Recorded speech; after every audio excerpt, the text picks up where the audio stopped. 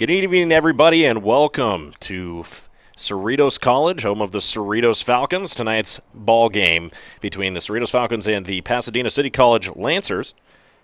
The captains are out on the field, determining who's going to kick off and who's going to receive first. Just a reminder, tonight's game is brought to you by SoCal College Sports and in conjunction with Cerritos City College. And it's almost time for football. For the first time in 1 year, the 3C2A was shut down, and we're going to step away for just a couple minutes here as we get ready for the national anthem. We'll see you guys in just a minute.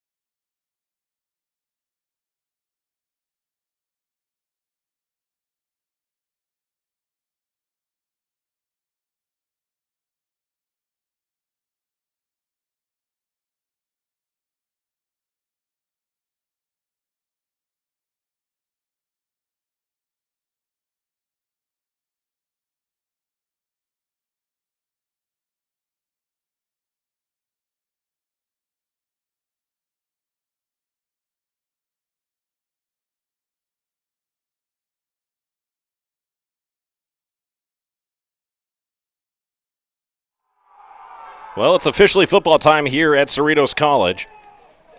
Once again, tonight's game, the first game in over a year after COVID-19 shut things down after the 2019 season.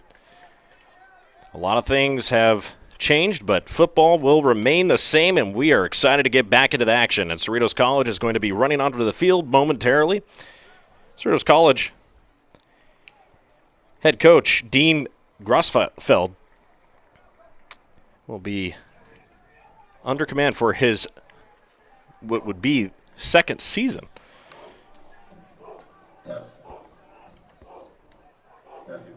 Back in 2019, before everything all changed, Cerritos went 7-4 in 2019 and beat Ventura College, mind you, a rival, 46-39 in the Joe Cap Real Estate Beach Bowl. Reminiscent of the Beach Bowl for myself, working for Moore Park College a couple of years ago. Been there. It's a very exciting event. And they play that over in Santa Barbara, so beautiful facility to watch a football game. But Cerritos coming off a high note in the 2019 season. Conversely, there have been 12 quarters of football by Pasadena City College where no one has scored a point on Pasadena City College. So Cerritos looking to carry on what got them to the Beach Bowl in 2019 and start taking care of business. Head coach of Pasadena City College is Robert Tucker. He was a defensive coordinator at UC Davis previous to his start here at Pasadena College. This will be his first game as head coach.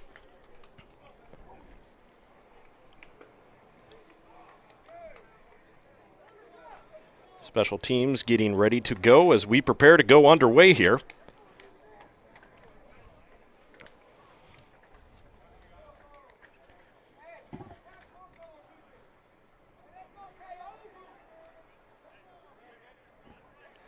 And it appears Cerritos won the coin toss and elected to receive second. So they'll be kicking the football off.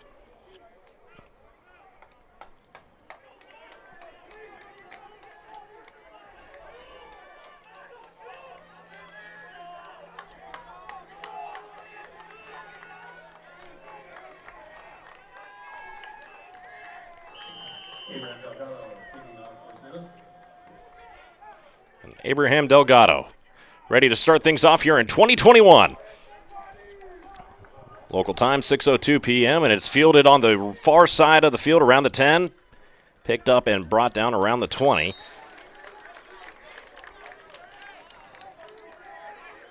Gain of 10 yards. Receiving the football was Jeremiah Hartfield. He's one of the starting wide receivers here for this Pasadena core. And we're going to see their offense run out to the field. There's some speculation exactly who was supposed to be their starting quarterback so far. They have two sophomores returning back. One of them being Edward Norton, number 1. And I do not see him back. And they're starting in the I formation. Under center should be Cade Wentz. Wentz takes a shotgun snap, fakes a handoff, looking along the far side of the field and finds his tight end, Daniel Phillips. Check that, he's a wide receiver from Franklin High School in Los Angeles for a pretty good gain, maybe a first down. We'll see how they mark it out, and they're going to give him the yard, and the chains will move. So one play, one first down here for Pasadena City College.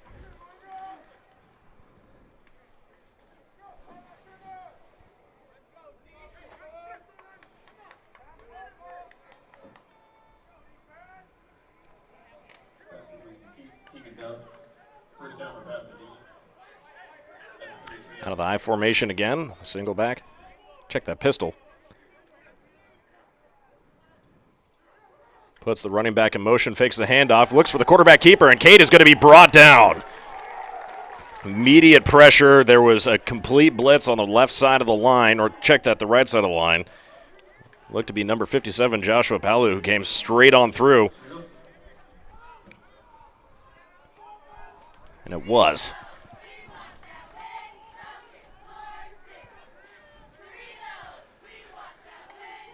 So it was 1st and 10, now it's 2nd and 15. Loss of 5 on the second play of the game.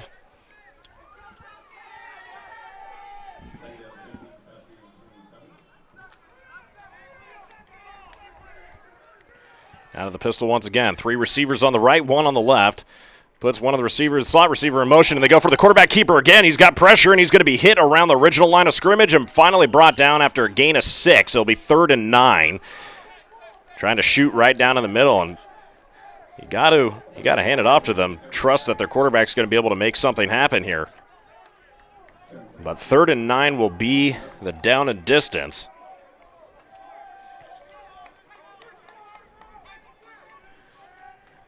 And Cade Wentz did his best to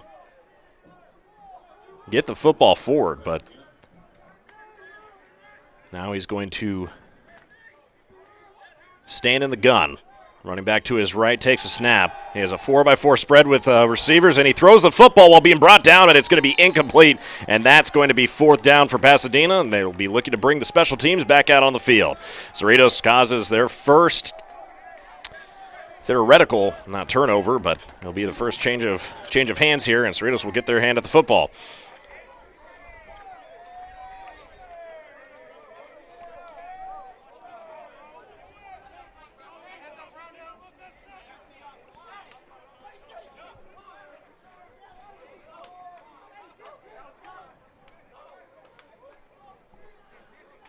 The punt is away. No fair catch called. Trying to make a move. It looks like Medlock, the receiver of the punt, was brought down almost immediately after catching. He had nowhere to go left and right, and there was 3 Pasadena City College Lancers right there in his face. Brought down around the 33-yard line. So that's where we're going to start things off, and the Falcons offense will run out onto the field. At the helm, Jordan Simpson, number 5, coming out, leading his offense onto the field.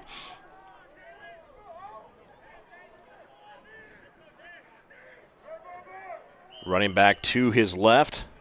2 receivers to his right. They're going with a larger line here. Handles the snap in the shotgun. Throws to the right side, and the ball is picked off.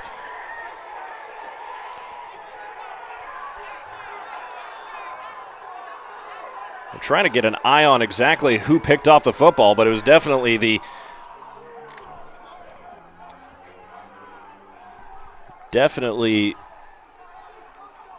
the defensive back on the left side there.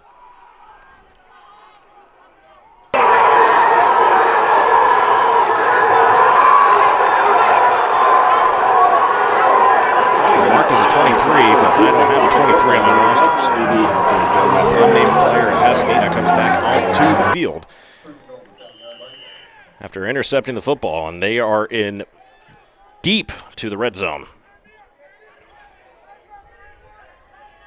Cade Wentz out of the pistol, puts a receiver in motion, hands it off, and fighting up to the middle with a flag down on the field. So we will see how that changes things after the laundry is sorted out. Mark Anderson, the running back, on the carry.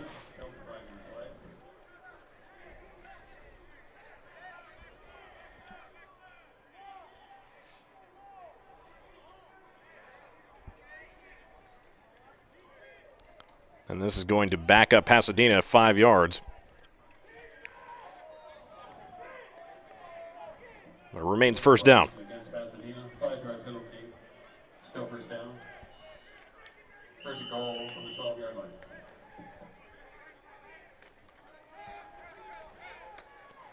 Wentz with 3 receivers to his left, 1 to his right. He has his running back to his right. Handles it. Throws out onto the flat and hit and drilled. Ivan Ostry had absolutely nowhere to go when Bijan Harris comes flying in. That'll be a very important defensive play to bring it to second down. And it will be 15 all the way to the goal line. So a lot of space to make up here. 3 to the right, 1 to the left.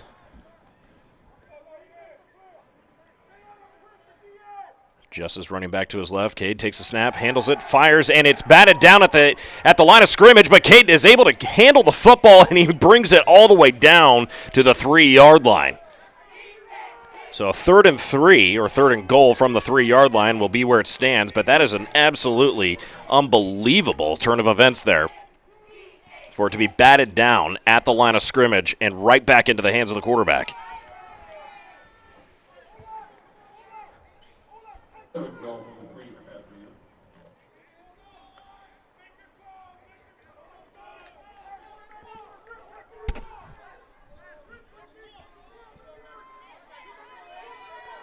Two-by-two spread.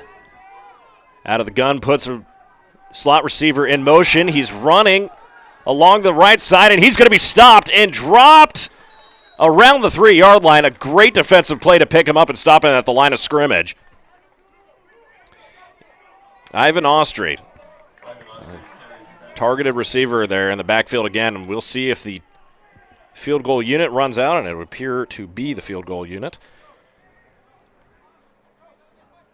4th down and 3 for Pasadena. Field goal attempt. And Christian Contreras, the kicker for Pasadena City College. For a 20-yard attempt. High snap, handled well, and it is up and through the uprights, and that will be the first points on the board for Pasadena City College. Remember, an interception, the reason why this has led to 3 points after the turnover. 20-yard field goal for Pasadena. Score now, Pasadena 3-0.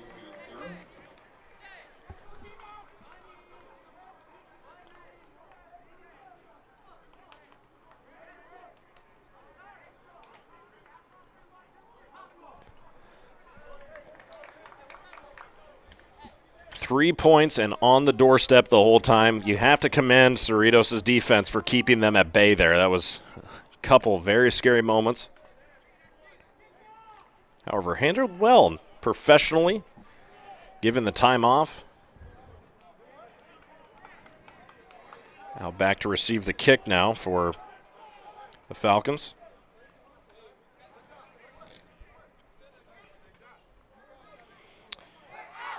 Presumably Bijan Harris.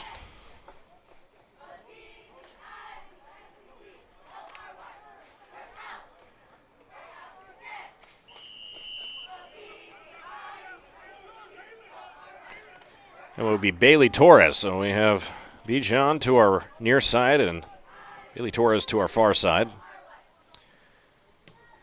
almost like a scoop kick, and a fair catch will be called by Honor Solomon, who will handle it well, and the Falcons will end up with pretty daggum good field position here, starting at the 28-yard line.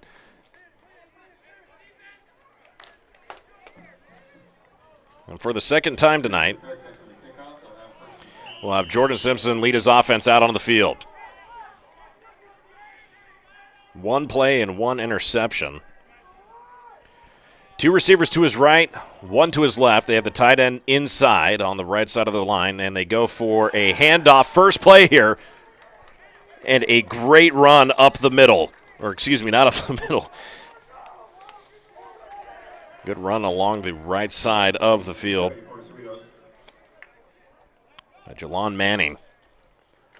Able to find a hole and get an immediate first down. We'll be starting 1st and 10 now from the 39-yard line.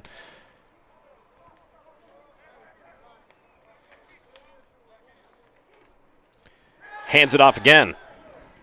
Same design play, just on the short near side, and keeps on chugging, and Jelon Manning with another powerful run.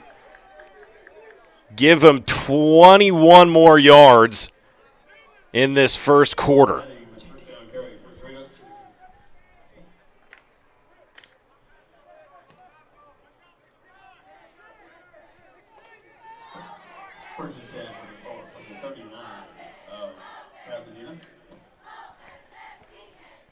Another design run to J.D. Manning along the left side. There's a flag out on the offensive line. Would appear at the line of scrimmage. He was not able to have any gain there. It was a gain of 2 on the play, but we'll see if this comes back, and it's going to be holding on the left side of the line, at least where it's suspected to be.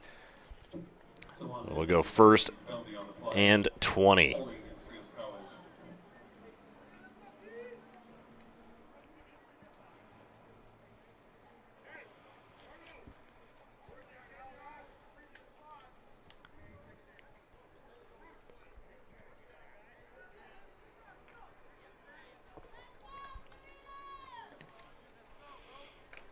10 yards from the previous spot, put it on the 49 of Pasadena City College, so just in enemy territory here. The line will be strong to the right side. 2 receivers to the right, 1 to the left. Handles the snap. Looking downfield, fires far to the right side. And just out of the reach of Bailey Torres.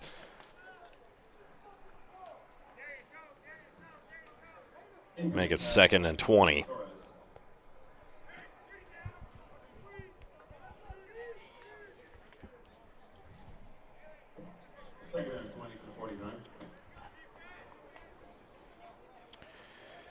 Jordan Simpson did his best to get the football over there, but it looked like Bailey Torres had some separation, and he could have definitely been in the area to catch the football had the ball been on the spot. We'll go back into the pistol here.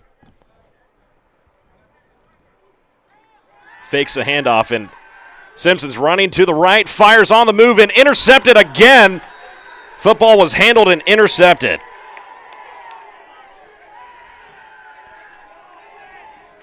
Osvaldo Regosa, free safety, just coming on over and saying, I want a piece of that.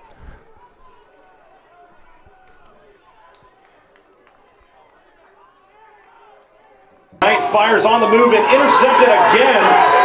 Football was handled and intercepted.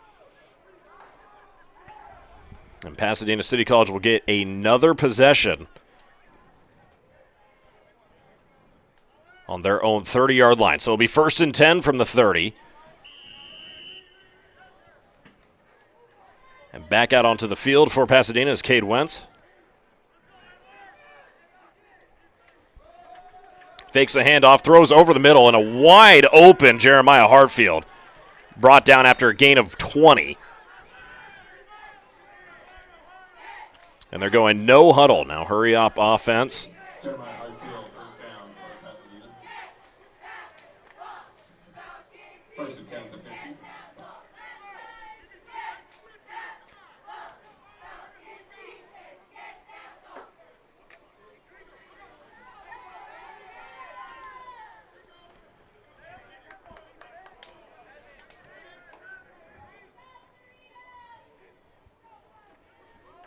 Fakes the handoff once again. Wentz puts it out pretty quick. Able to get it out to Justin Campbell, who's able to get a first down on a 12-yard, make it 13-yard reception, and they're moving the chains once again. Pass completion to Justin Campbell.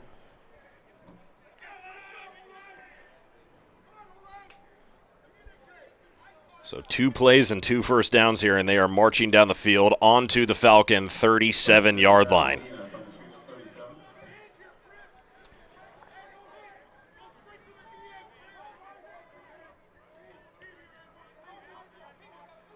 Receiver in motion, fakes a handoff, and he carries it. Wentz able to make it up another 2 yards, and he's just going right into the thick of it. Stopped quickly by the defensive line of the Falcons. So far tonight, there has not been much success against that defensive line. They've done a very good job of being active, athletic, and mobile.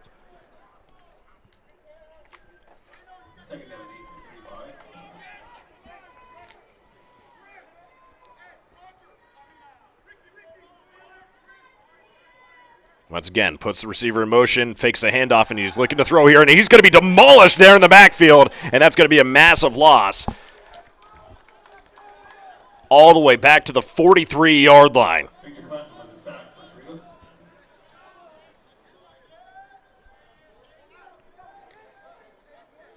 Beautiful job of penetration by linebacker Michael Allen Reddy.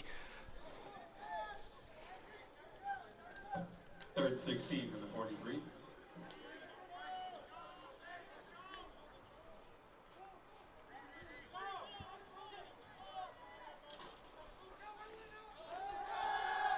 Back again to throw, running towards the far side. He's looking to sling it. He's got a receiver in the area, but it's double coverage, and how did he hold on? Is it going to be a reception? And it's intercepted. That football was intercepted. And Cerritos says, how about that? We'll put it back in your hands.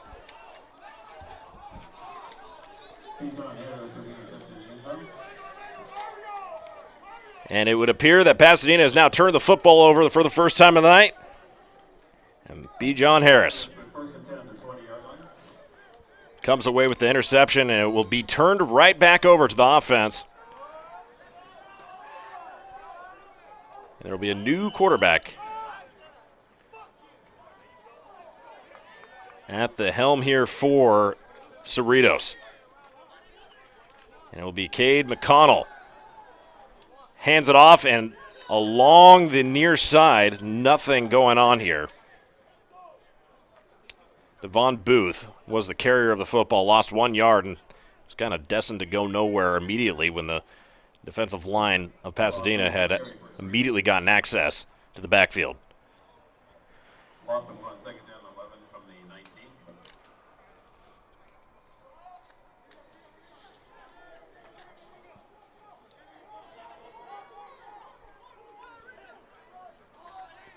Connell in the gun. Fires over towards the 40-yard marker, or the numbers on the far side, and out of the reach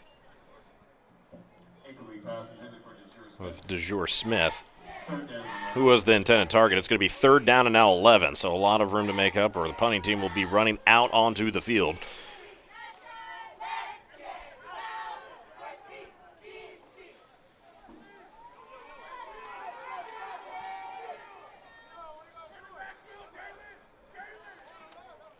Three receivers to his left. Handles the snap, looking to the right side, gets his read, finds his receiver, but incomplete, and that's Silas Bravo, who has not checked that. It was Luca Caldrella.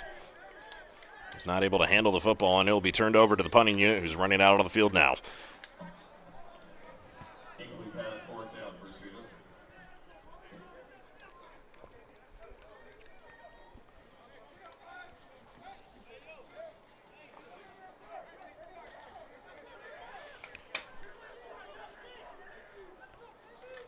Delgado to punt, handles a low snap. He's able to get it away. Pasadena electing not to touch the football. All things considered, a decent punt to put the football on the 37-yard line of Pasadena. Pasadena will So the line to gain, the 47. And the only points to mark what has been a turning the football over type of quarter of football is 3 points for Pasadena City College. We'll see if they can start something this possession. And they will stay with their hot hand at the helm. Cade Wentz, though, through the interception in the last series he was participant in, he's got split running backs to his left and right, and he chooses to have the quarterback keeper up the middle, and he's hit from behind, brought down after a 2-yard gain up to the 49-yard line.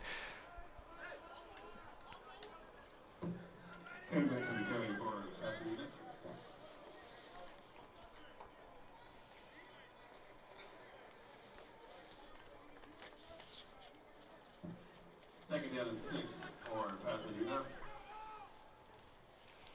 2nd and 8. 39-yard line. They're going to go with the split running back formation once again. 2 receivers to his right, 1 to his left.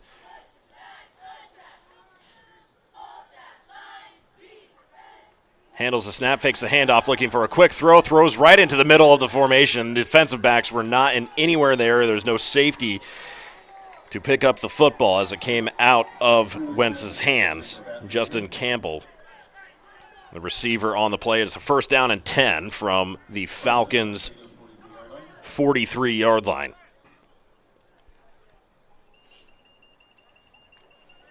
Four minutes ticking down here.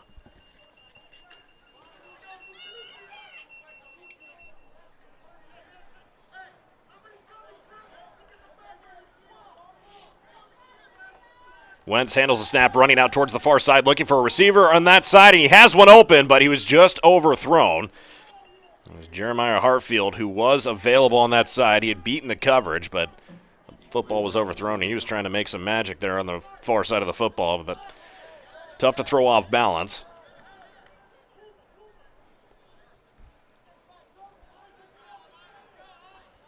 It'll be 2nd and 10 from the 43.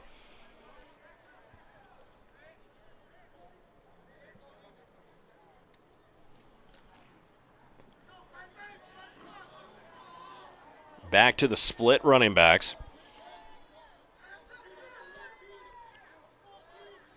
Handles it, fakes the handoff, and quarterback keeper again, and he's drilled. Absolutely demolished by Victor Clanton. And there was nowhere for him to go.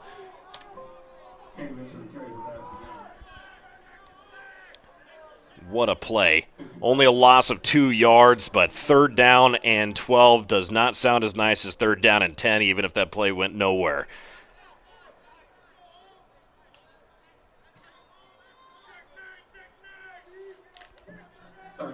So far defensively, over the middle, it has been a little bit soft here for the Falcons, but the defensive line has handled any type of running threat that Pasadena's wanted to throw at them. Delayed snap count, 3 receivers to his right, 1 to his left, and we have a timeout called by Pasadena City College. They did not like something they were seeing, and they did not look like they were all on the same page. And Cerritos will take that and be happy about it. 2 minutes, 53 seconds left on the clock here. 3rd and 12 from the Falcons' 45-yard line.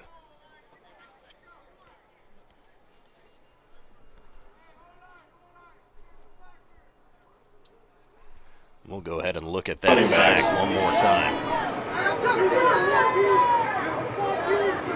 Handles it, fakes the handoff from quarterback keeper again, and he's drilled. Absolutely demolished by Victor Clanton. There was nowhere for him to go. Trying to figure out what he can do. He put his head up. He was like, there's nowhere to run, nowhere to go. And all I see is a gray uniform with a Falcons logo on the helmet. And Jonathan Falmatu also in on the tackle there. And we're back to live time here. From the 45-yard line, 3rd and 12, 2 minutes and 53 seconds after the timeout, and we are about to go again. Wentz out of the gun, running back to his left. Does not hand it off, looking to throw deep to his left side. He has a receiver open, and that will be out of bounds and incomplete. Good defensive play here from the defense, and I'm trying to figure out exactly what wide receiver Justin Campbell was trying to say their appeal to the referee. There was a unbelievable lack of contact between the defensive back and the wide receiver down the line. But nonetheless, we will have a punt attempt here, and the punt is off towards the far side. Fair catch called, and that will be it. The Falcons would take over on their own 11-yard line.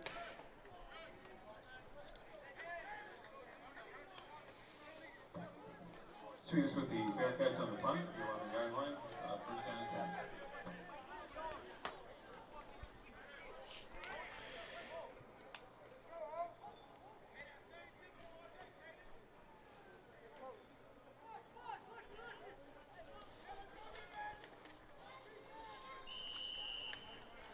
Well, back out onto the field, we got Cade McConnell. In the gun, hands the football off immediately along the right side. And with a good run of 6 yards, Jelon Manning.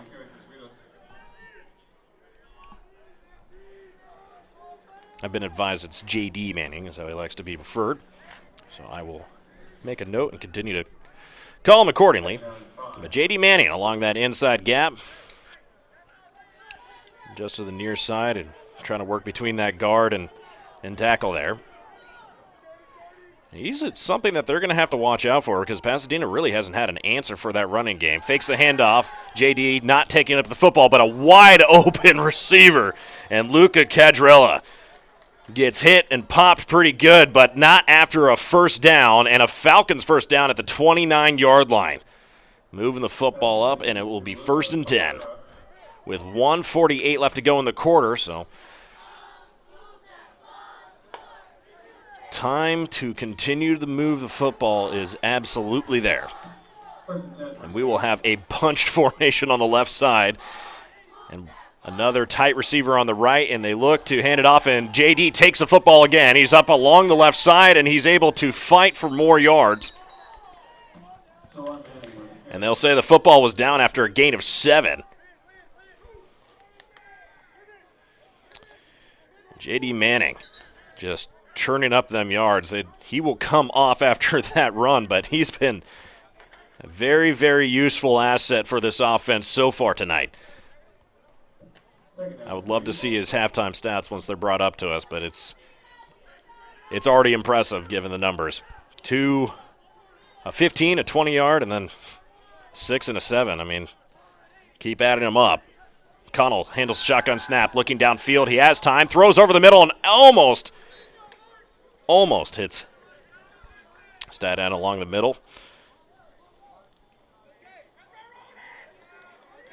Jacob Leja. Leja? It's Leja. Oh. You know, it helps when you have teammates in the press box with you to let you know how to say names. And I'm pretty sure that was one of the names you already told me how to say, wasn't it? Yeah. Well, we got 2 receivers to the right, 1 to the left out of the pistol formation. McConnell out of the gun. Chooses to hand it off, and there's a flag off immediately. So we'll wait for the laundry to be picked up, but it will be a first down if not, after a gain of 5. But we will wait and see. 38 seconds left on the game clock here.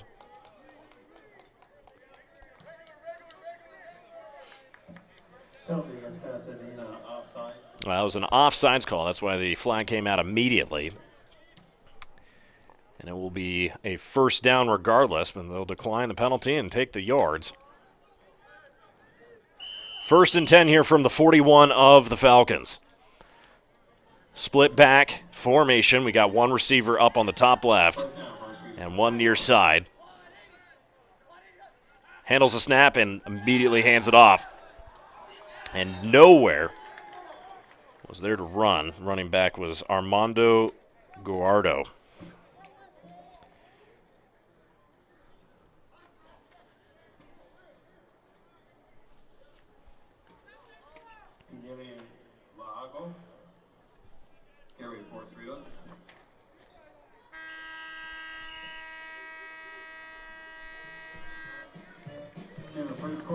that'll be the end of the first quarter. We'll step away for a couple minutes here, or, well, mind you, a couple seconds, and we'll be right back with football action in a second here, everybody.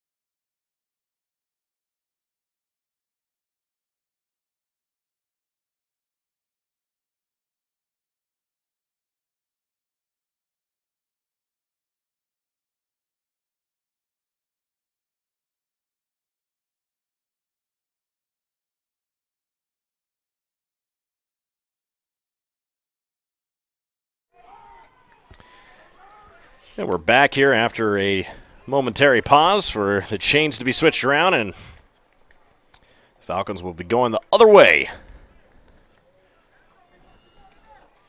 I was just advised that it was Armando Guardado, running back, number 25, not number 24. So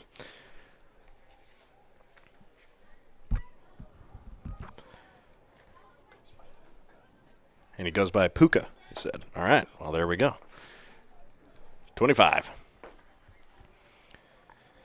And referees are discussing something out on the other side of the field.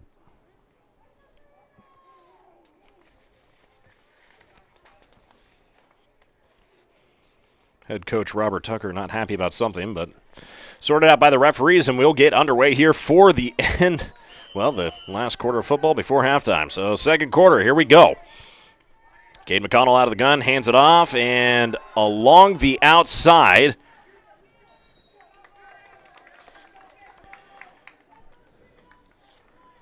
appeared to be a number 6 with Devon Booth for a good gain of 9 yards. Check that, 8 yards. So it'll be 3rd and 1.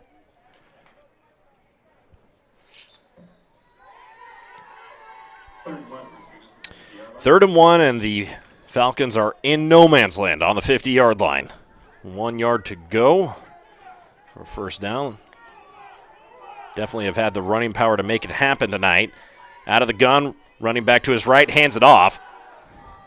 And it'll be the same hand again, Devon Booth, with a nice run again along the near side.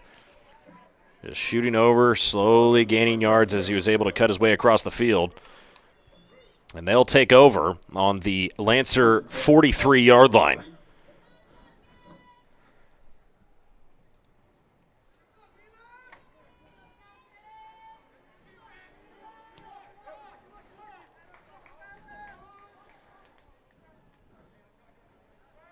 Tight end to his right, 2 receivers to his right, 1 to his left. McConnell out of the gun, has his running back to his left. Handles the snap, not handing it off, and he's throwing high into the right side. Has an open receiver and is broken up. Good defensive play by Sala Odea. It's a free safety who actually was the one who made it all the way over there. So it'll be 2nd and 10 now from the 43. 2nd down and 10.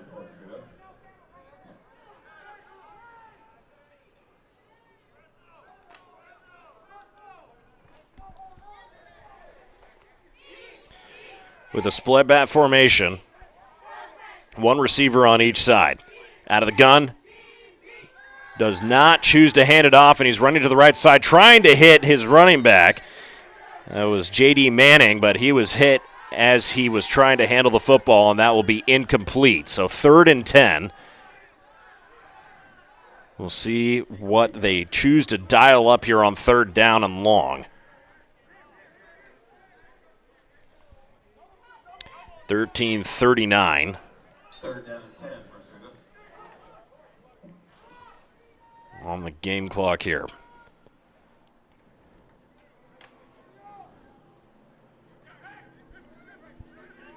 the whole time so far, at least in the first quarter, you had the feeling that the Falcons were very close to making something work, and just with a couple miscues, I mean, it could have been fixed, but this will be incomplete and fourth down. The punting unit will come back out onto the field.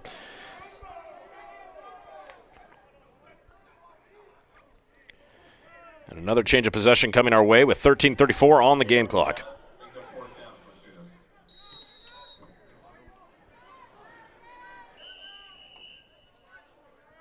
And we'll see a timeout called by Pasadena because I thought that was the punting unit coming out on the field, and it was, in fact, not the punting unit. Cade McConnell just brought different personnel out, and it appeared that Cerritos really was looking to do something.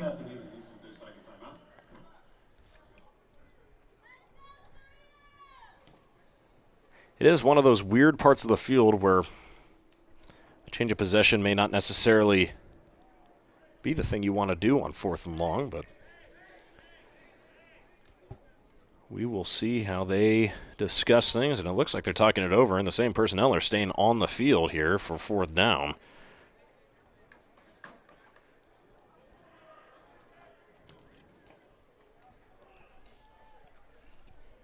Of course, football operations have not been able to resume for a whole year, so we are right back into it. Everything a little bit rusty here.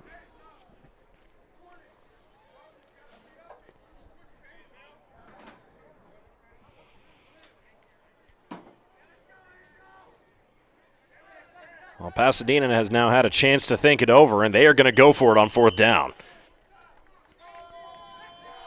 And McConnell will be all alone there, 3 to his right, 2 to his left, out of the gun. And he will choose to do a quick kick, and what a quick kick it was right to the Cerritos team. Wide receiver core on the right side. It just burned all the way down, and they have now pinned Pasadena on their own 2-yard line. What an incredible play, and what a cool little talent that we just found out Cade McConnell has. You think quick kick to the coffin corner or something of the sort, and they are marking it at the 2-yard line. So pinned on the left hash there. Pasadena will have to take the football over, essentially taking the snap in their own end zone. And, we have seen the quarterback sneak a number of times so far in this game, and a pretty strong defensive line here from the Falcons. And I would not be surprised to see the extra personnel here on the offensive line, and they will go under center here. And there will be a flag on the play as one of the offensive linemen here, and it was 65.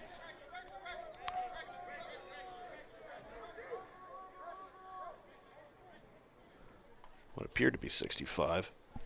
Oh, 65 of Pasadena City College. Chris Cordova.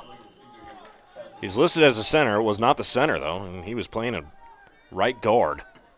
Under center in their own end zone. Quick handoff and picked up in the end zone, and that's going to be a safety. A safety is the call on the field, and there will be 2 points on the board, including a punt, coming our way, and the Falcons are able to capitalize on a great quick kick from Cade McConnell. And Michael Allen Reddy, the man responsible for single-handedly putting points on the board here for the Falcons.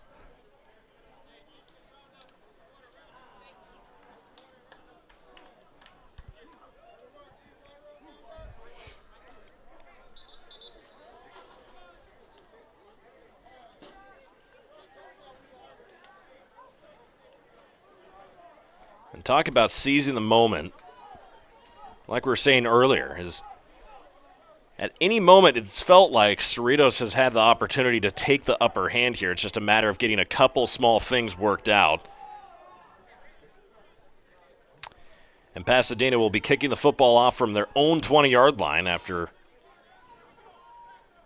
receiving the safety.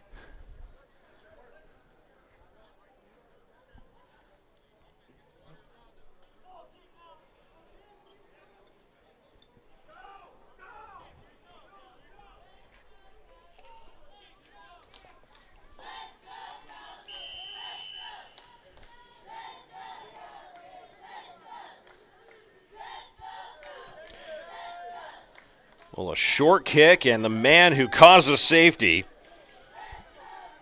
Michael Allen Reddy, will take the football along the far side, cutting back in towards the field. He's got open space, and he does not necessarily have the legs to get himself out of danger, and he brings it all the way down to the 10-yard line. We could take another look at that, surely.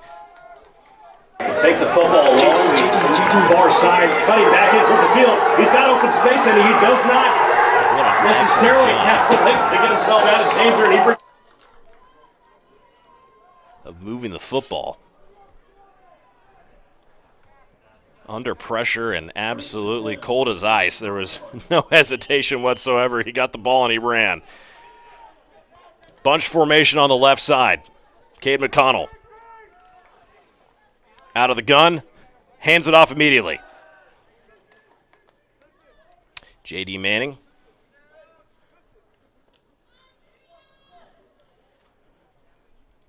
Takes the football forward for a couple of yards. Mark at 3, so it'll be 2nd and 7. First down marker at the 2. McConnell out of the gun, 2 receivers to his right, 1 to his left. Offensive line heavy to the left side, and they'll hand it off again. J.D. finds a hole on his feet, into the end zone, touchdown! And the Falcons will score the first touchdown in what would be 13 quarters of football where Pasadena has not let up a single touchdown. We will watch that once again.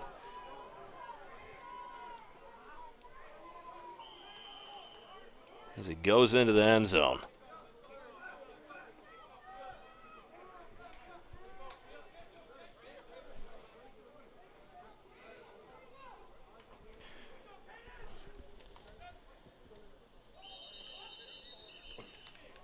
Flags out on the field for a false start. False start against Cerritos, 5-yard penalty. Out to kick as a place kicker, Maz Bajorquez.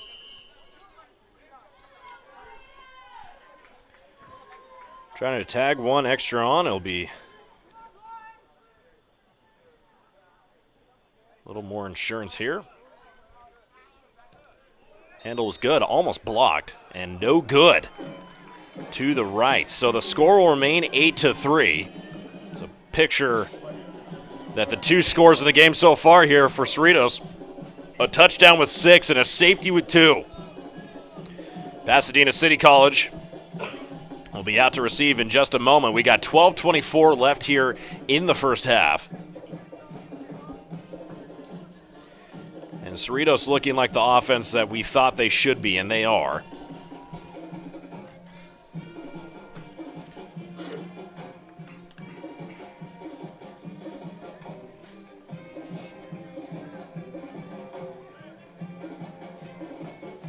Now it's a matter of which number 2 for Pasadena's roster is out on the field.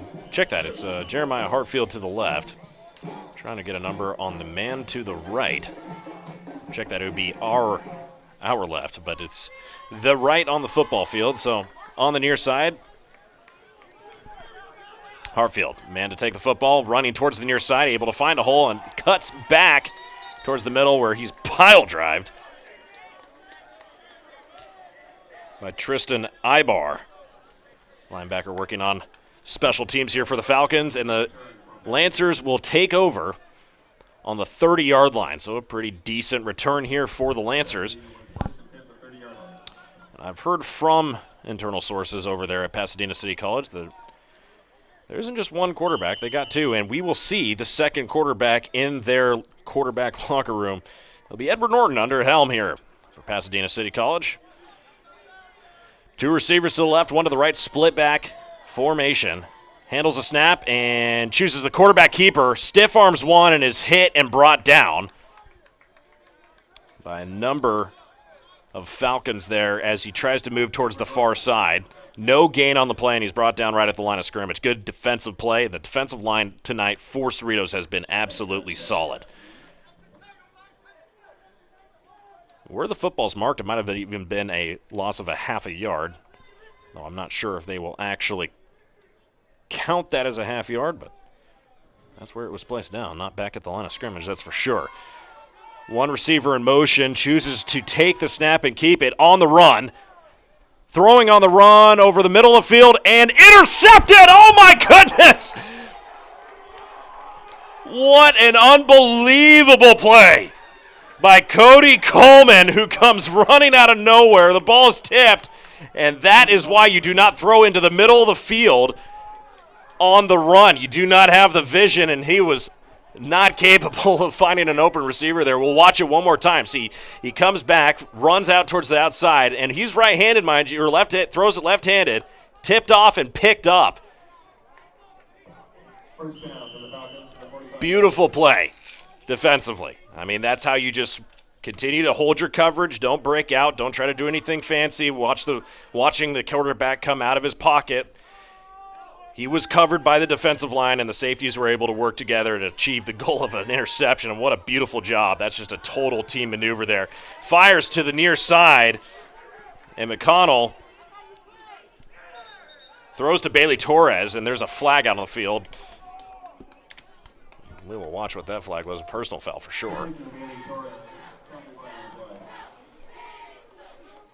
A great maneuver towards the near side, and then brought down.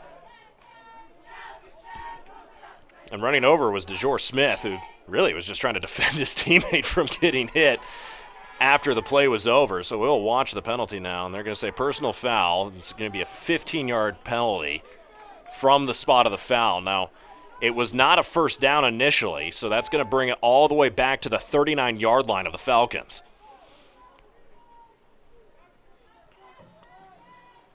So thank goodness for the 9-yard gain there, but now a tough position after the interception. Offense here deep. And handing it off immediately, and what a good run. 6 yards, at least 7. Looked like J.D. Manning once again with the football. Check that. It was Devon Booth. He did a great job of just firing up the middle.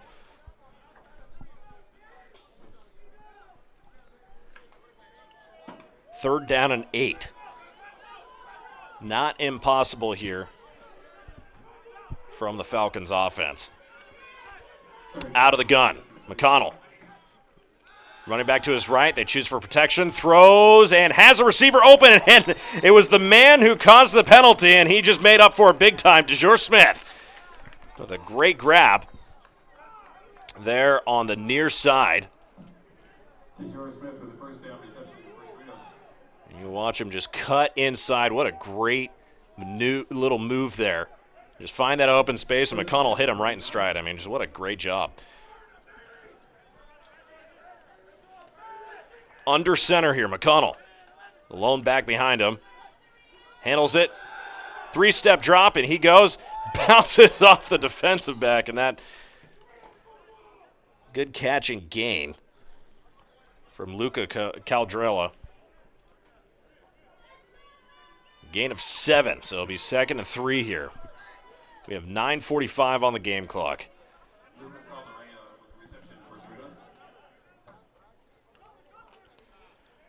Cerritos on the move once again. Out of the pistol. McConnell, one back behind him, has his tight end on the right side. Chooses to hand it off. Up the middle, and does he have enough? Devon Booth, what was just short. It was a 2-yard run, not enough. 3rd and 1. Looking for the 29-yard line of the Lancers. 30-yard line.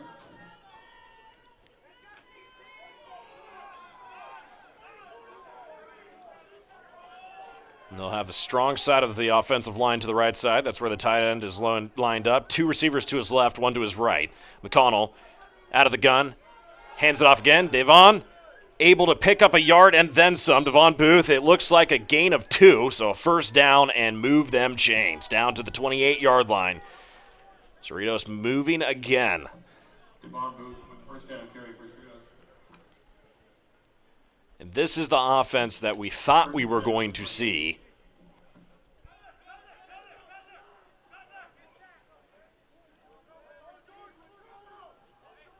So far, they have looked very confident under the helm of Cade McConnell. Out of the gun, running back to his left. One receiver to his right, two to his left. Handles the football and throws immediately on the screen. There is no defensive pickup on the screen, but able to handle it, and there's another flag out there. And Darius Lawson, the wide receiver on the reception. We will see what the Whitecap has to say about the... And it was what should have been very clear face mask. And it'll be a 10-yard penalty and move the football all the way down to the 11-yard line, and that's a spot foul. So where he ended up picking up the football, or getting the face mask with the football, that's where the foul is going to be applied to. So penalty picked up, and that's going to put the Falcons right there in the red zone. Bunch formation on the left side. One receiver spread out a little bit to the right. McConnell under the gun, puts a running back in motion. Hands it off immediately. And that's J.D. Manning all along the right side with a medium gain of about 3 yards. Started at the 12, ended up at the 9. 2nd and 7.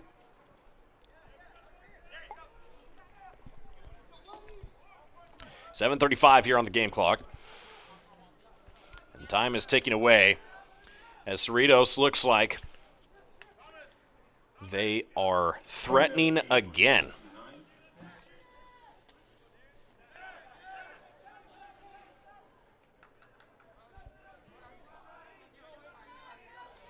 Out of the gun, hands it off again. And J.D. bounces off one. Check that. Not J.D.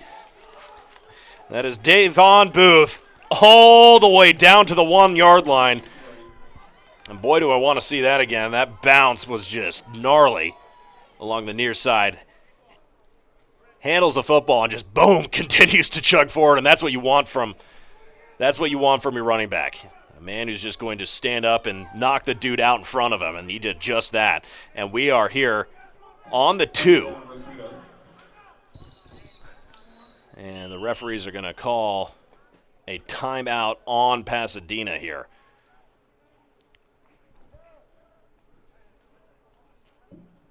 And that'll be third and final timeout here with 6:30 left on the clock here in the first half. Now, something that's interesting here, I'm trying to figure out exactly what the scoring is. Well, I don't know, scoring the ruling. We have the ball marked at the 2.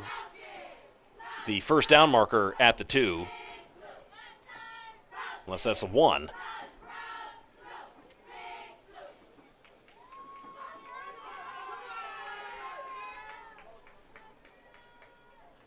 So it'll be 3rd and 1, because presumably that first down marker is a little bit shy of its actual position. Because if you look where he's standing actually just shy of where he needs to be, but that's okay. So 3rd and 1.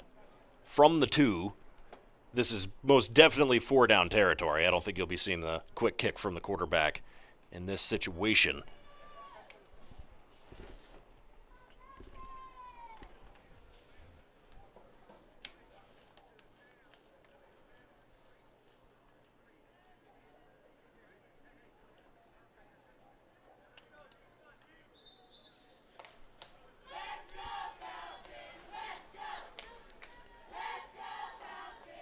Pasadena has talked it over on the defensive side. Now runs the offense. That Cade McConnell has already put a touchdown on the board. And they are going to go with the jumbo package. I formation, all men on the line. Under center, handles the snap, and he drops the football, but he lunges forward. He might have enough for the first down. But that's going to drop him right at the 1, and we'll wait for the referees to see what's going on underneath there. But that was scary, a scary moment there as he handled the football and immediately dropped it.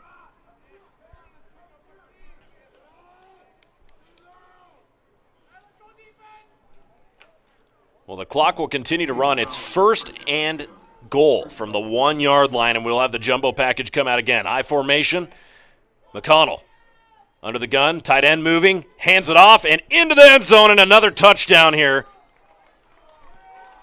Will be Devon Booth.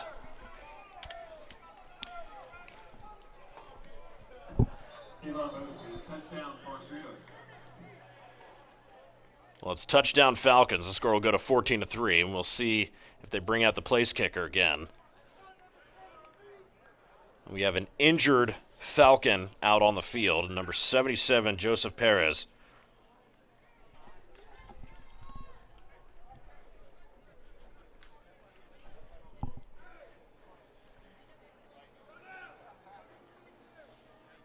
He's being helped off the field, and we have what is reminiscent of a Colts play gone wrong. Okay, now they're moving. Okay, I was going to say this is anytime that you see the offensive line not in the position the offensive line needs to be in, it's moderately concerning. But Maz Barquez going to kick the extra point, and it bounces off the upright and in. But that was another very close call here with the first missed place kick, and it will be 15-3. So the Cerritos Falcons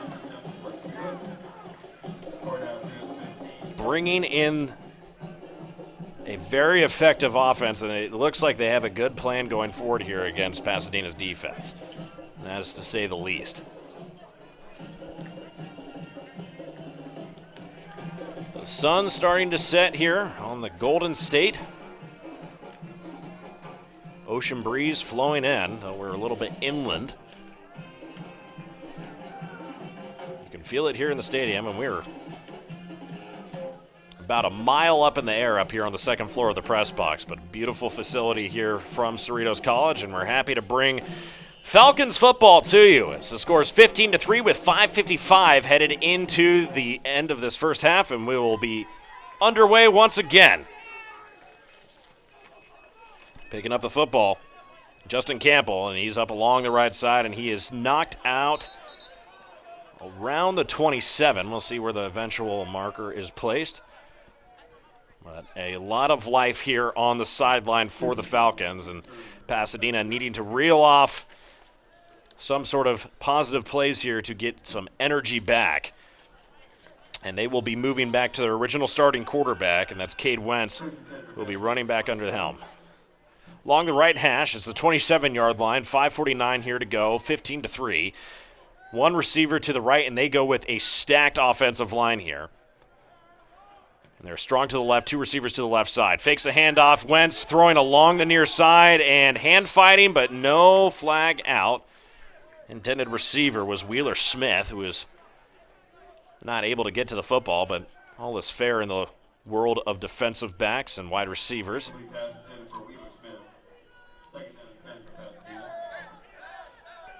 So 2nd and 10 here from the 27 of Pasadena.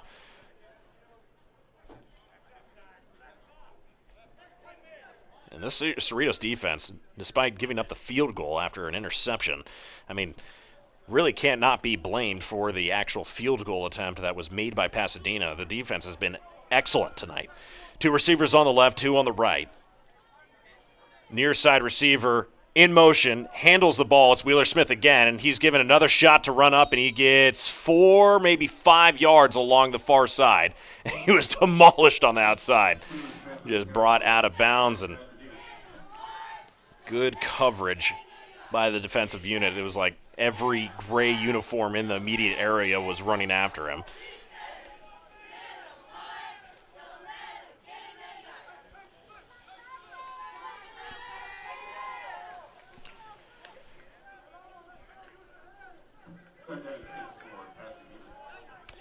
Third and 6 from the 31. Line to gain will be the 37.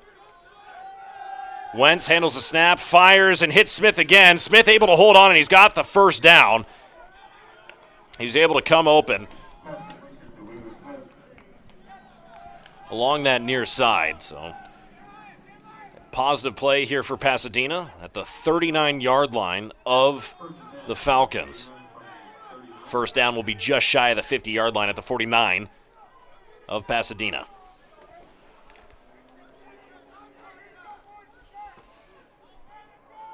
Wentz has got his hot hand Wheeler Smith to his right. 3 receivers on the left. Handles it, looking to run forward, and he has a hole this time. And he makes it all the way up to, they'll call it the 47. It looks like his knee touchdown around the 46, but they'll say that spot the football at the 47. A real positive play here on first down. 2nd and 2 coming up from the 47-yard line. It was the first time we've really seen a positive play there from the running skills of Wentz. Out of the gun, hands it off. And Mark Anderson is able to chug his way up to the Falcon 49 for a first down, and the chains will be moving again. Well, they're trying to continue to move quickly here. Pasadena has not really huddled up at all. They're going all no-huddle offense. And we'll see if they continue to do that.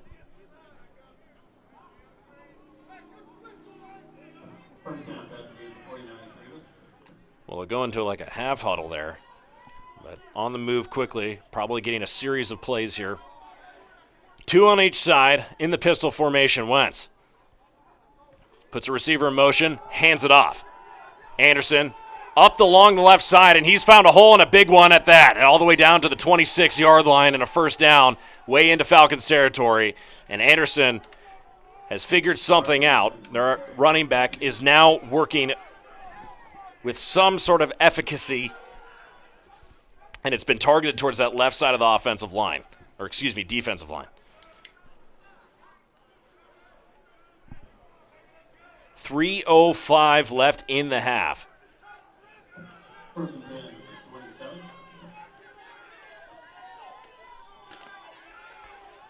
Falcons looking for a stop. Lancers looking to capitalize here. Receiver in motion, slot receiver, that's Kindle. Along the outside, he's got a gain of 1.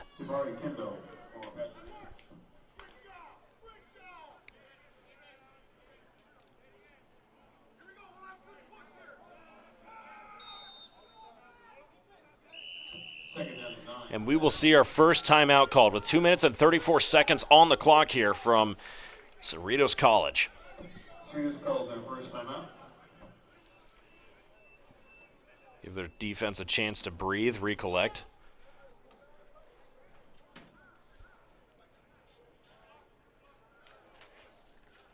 One thing you have not seen this series, or this possession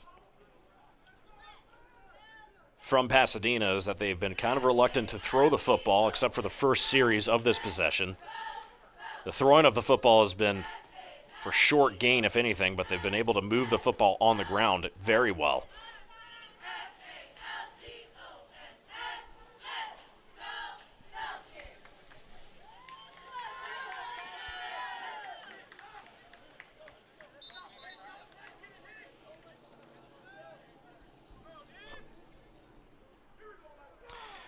Well, that's the end of the timeout, and we are quickly headed towards the end of this half of football.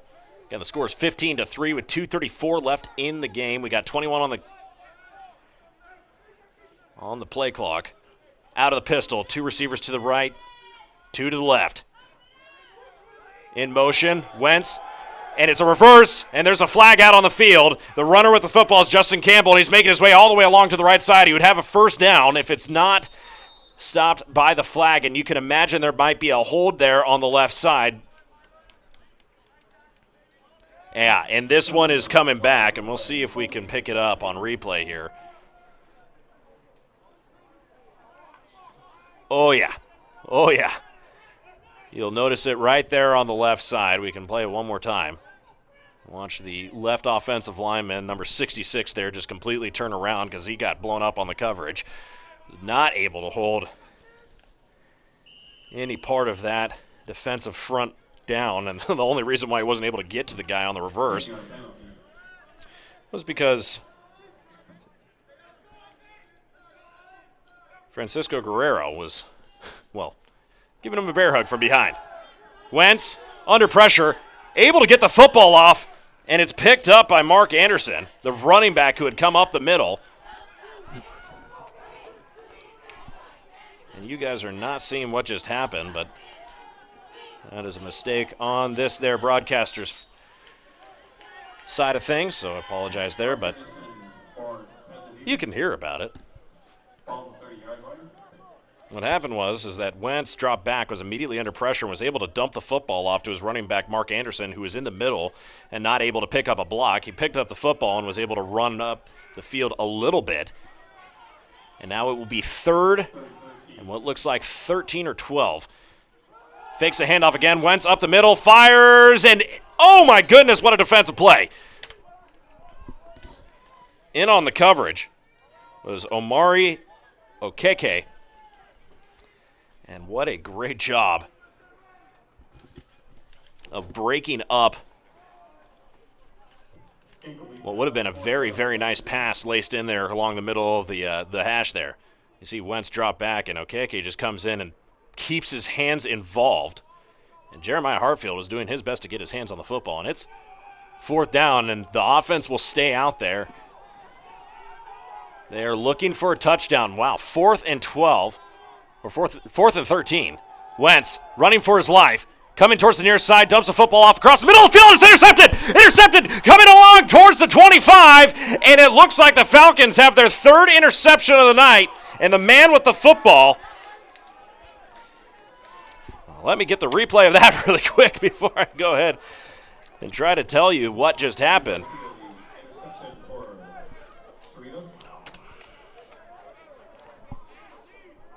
We could try to get that back. Give me 1 second, everybody, because I want to see that again. We'll cut back to time. We will revisit that because I want to see that interception again. What appeared to be DeMario King, the free safety coming inside. I mean, he was running for his life, and DeMario King was able to just get himself in right prime position.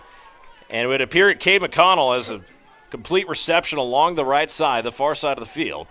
It'll be now 2nd and 6. 1:12 left on the game clock here, 2nd and 6. Check that 2nd and 5 from the 29-yard line of the Falcons. Got to be moving fast here, 103, 102. We are almost under 1 minute here in the first half. Out of the gun, receiver to running back to his right, does not hand it off, fires along the left side. He has a receiver under coverage, and there's nobody in the area. Double coverage, and the receiver who is in the area looked to be DeJour Smith. And it'll be 3rd and 5. Well, that stops the clock for now. 51 seconds left here. And you can kind of feel the excitement kicking in here as the Falcons start to click a little bit here on defense and on offense. We got 2 receivers to the left, 1 to the right, tight end to the right side of the line, and a running back to the left. McConnell handles the shotgun snap, and he gets demolished as he overthrows the football, and he is hit real hard.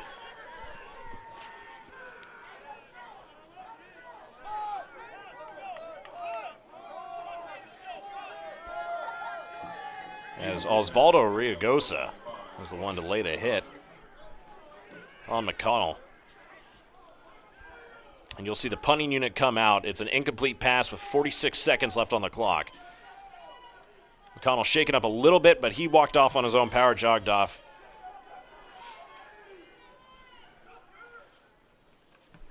Punt is up and away, and it's a good one at that. Fair catch called.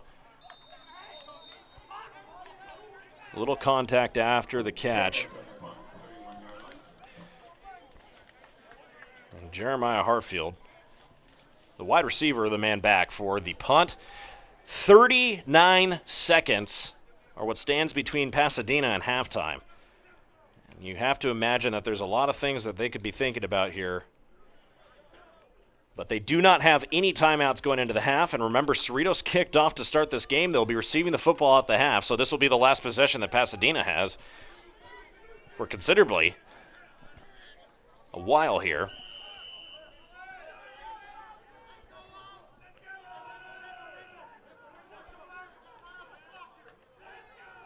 Four receivers out.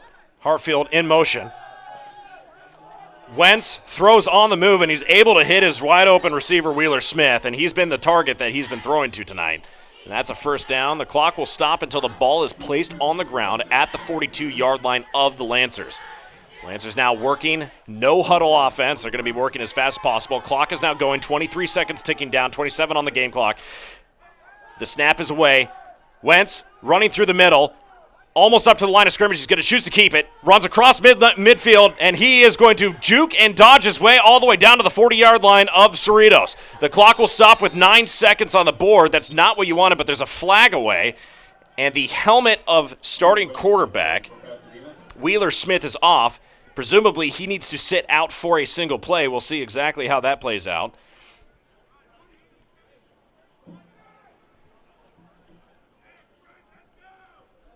They will not force him to move off the field, but 9 seconds and a flag.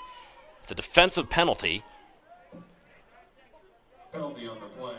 Personal foul, face mask. And it will be a 15-yard penalty for a face mask all the way down to the 24-yard line.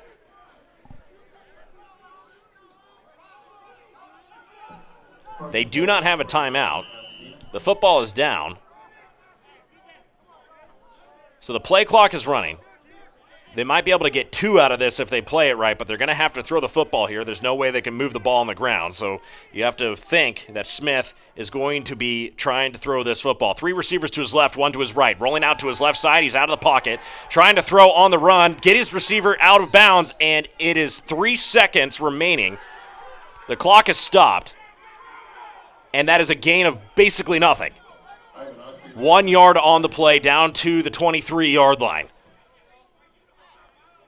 And we will see the kicking unit come out onto the field.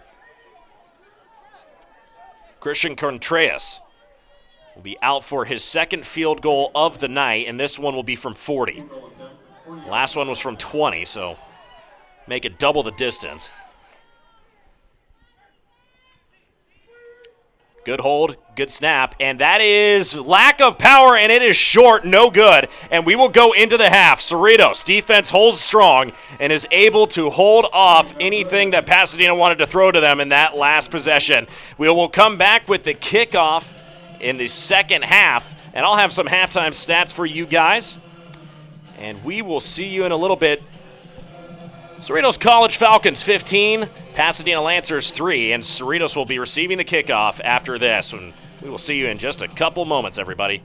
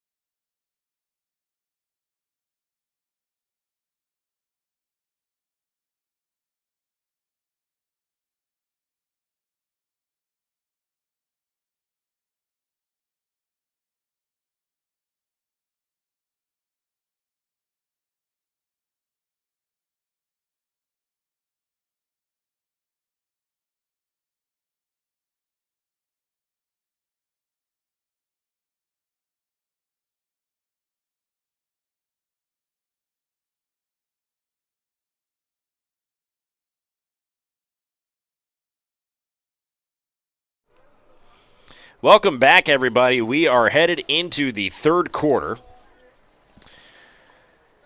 And we have a score of 15-3, Cerritos.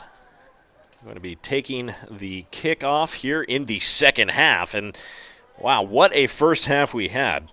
Now, Pasadena had an interesting offensive half. They were able to move the ball in some cases, but defensively, Cerritos was very, very, very adamant that they do not move the football on the ground. Cade Wentz had 19 attempts and 12 completions for 101 yards here in the first half, a completion of 20 for the longest, but he took one sack. I think he might have taken another one, or he might have been demolished at the line of scrimmage, so I don't know exactly if you fall forward for an inch. But we are about to get underway. In the rushing column, they didn't fare much better. They only had 64 net yards a gain. And Cade Wentz had 9 of those attempts for 37 yards, but a lot of it was getting hit at the line or getting hit behind the line of scrimmage. And we are about to get set and roll away with it, boys. And it is going to be a short kick to the right side. Oh, my goodness, out of bounds. And there will be a flag. What in the world was that kick design?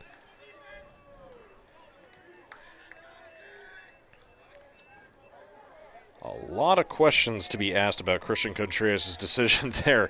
But we will switch it up here, and there will be the football placed on the 45-yard line at this point, and we will see the offense of the Falcons back out on the field. And we're going to be seeing a change at quarterback here at the second half, and it would appear that they want to go with Jordan Simpson under center here, and they will be in under center with one running back, 2 receivers away, and they hand it off immediately. Cutting along the inside is going to be J.D. Manning, and there will be a flag for a late hit.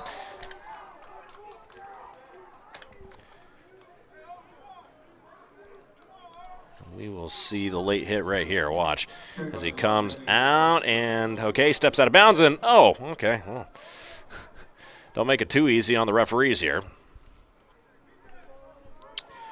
Back to real time. So it'll be 1st and 10 from the, well, it would have been the 41-yard line and then moving the football even farther. So all the way down to the 26. You got to figure that is not the way that Pasadena wanted to start this half of football. 14:51 here left on the clock, and it will be Jordan Simpson again, and he will stay in for this possession. In the pistol formation, 2 receivers to his right, tight end, and chooses to keep it. Throws on the run, throws into the middle of nowhere, presumably looking for Jacob Leja, or Leja. That might have been the intended target as the tight end broke contact and immediately ran towards the far side of the field around the 20-yard line, but there's no one in the vicinity of the football.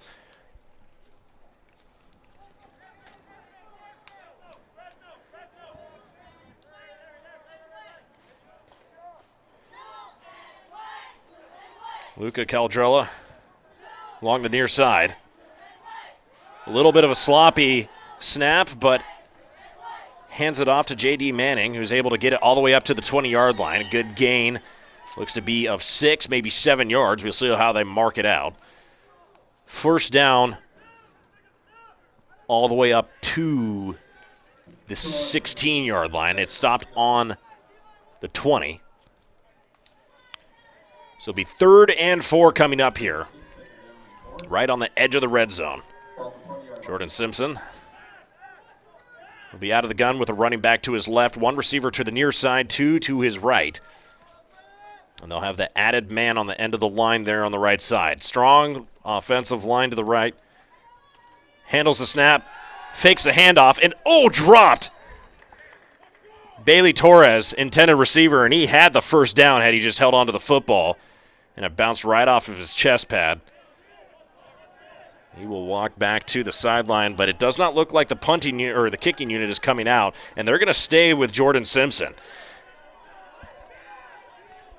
We've seen him go for it on fourth down here a couple times tonight, minus the quick kick to the coffin corner, which was excellently worked out by Cade McConnell. Simpson out of the pistol. Handles the snap, running out towards the far side, being pursued, throws into the end zone, and the receiver falls over looking to draw a flag, and no, it will be a turnover on downs, 1st and 10 from the 20-yard line as Pasadena will take over. It's a nothing possession here for Cerritos. Knocks 2 minutes and almost 30 seconds off the clock, 13:34 here to go in the third quarter, 15-3. The Falcons are leading it. We will see who steps in as the quarterback, as we had Cade Wentz in for most of the first half here, with the exception of Edward Norton, who came in and threw an interception.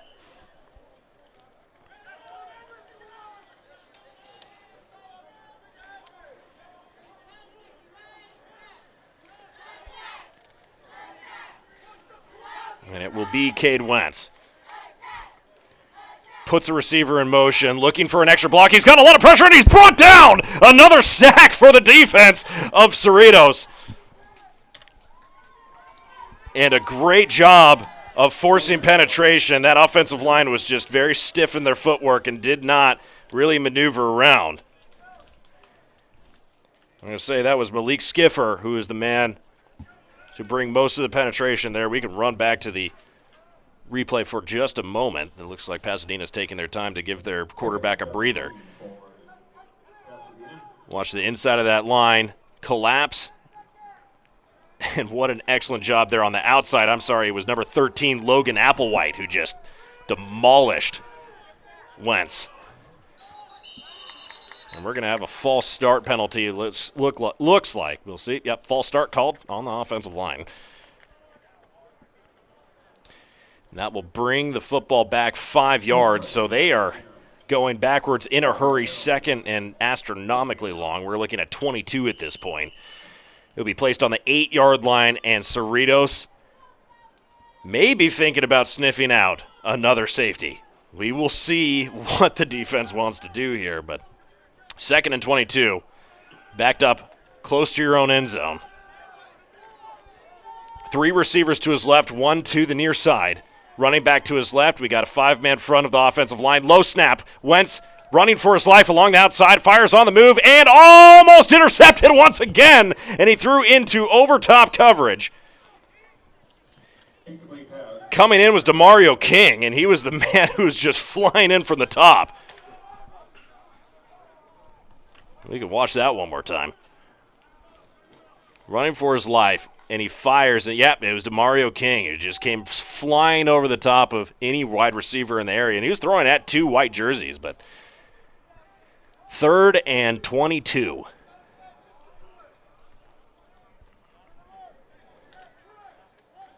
Falcons football feeling alive tonight. 3-man front here for the defensive line. Time for Wentz. Wentz runs forward, and he's hit and brought down after only a gain of 3 yards, and that's going to be a 4th down, and the punting unit will run out on the field. Now you have to wonder, 57, Joshua Palu, by the way, on the tackle. Just great job of containing Wentz. But you have to wonder, with the kicking game that Pasadena has brought tonight, where is this football going to go? And how far is it going to go for that matter? Good snap, almost blocked. It might have been tipped, and it is out of bounds around the 30-yard line. We'll see where they mark it to go out of bounds, but this is going to be great field position starting for the Falcons. We have the field judge standing at 30, and that's where they're going to call it. And we'll see who marches onto the field to take the helm. Jordan Simpson is standing in the middle of that huddle, so he will take his offense out on the field. And like we just said, again, the punting game and kicking game from Pasadena has been a little bit suspect in the beginning of this game, and I can say with assurance that with 11:59 left to go here in the third quarter, nothing has changed there. Under center will be Jordan Simpson, one running back behind him. Choosing to throw here on first down, fires. It's DeJour Smith.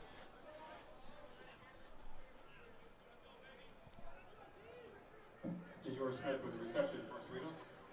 And it will be 2nd and what would be 2 around the 22-yard line again. Cerritos looking to be in the red zone once again. Ball to 22. Into the pistol. Modified gun formation. 2 receivers to the left, 1 to the right, 1 to the slot. Hands the football off immediately and up the middle. And continuing to run is Davon Booth, who was just not going to quit and said, I will take some more yards. Please go ahead and keep trying to take me down. He was not going to be stopped there, and we'll rewatch this again. I mean, he gets hit and drugged by 3 different people and still is finding a way to run forward, and it's going to be 1st and goal from the 10-yard line. What a powerful and beautiful run that was.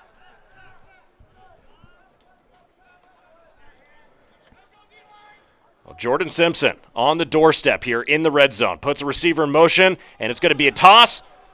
Running along, it looks to be number 10, Bailey Torres, all the way along towards the inside, and he's going to get up to the 6-yard line for a gain of 4.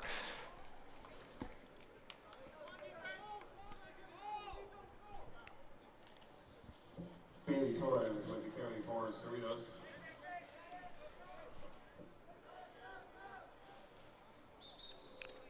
It was Lucio Rodriguez, the linebacker, who was actually able to come in and handle him on that side. But in the beginning of that jet sweep there, they had a pretty good idea of where they wanted that football to go, and it seemed open until the defensive line was able to adjust. So good job by Pasadena, at least adjusting on the fly there. From the 6-yard line, into the end zone, touchdown Falcons! And out of the backfield,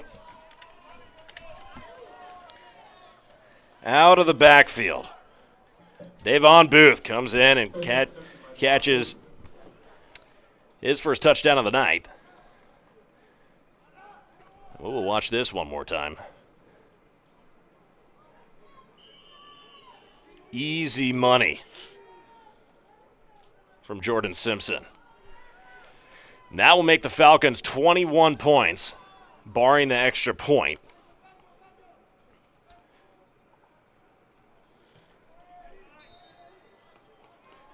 Extra point is good.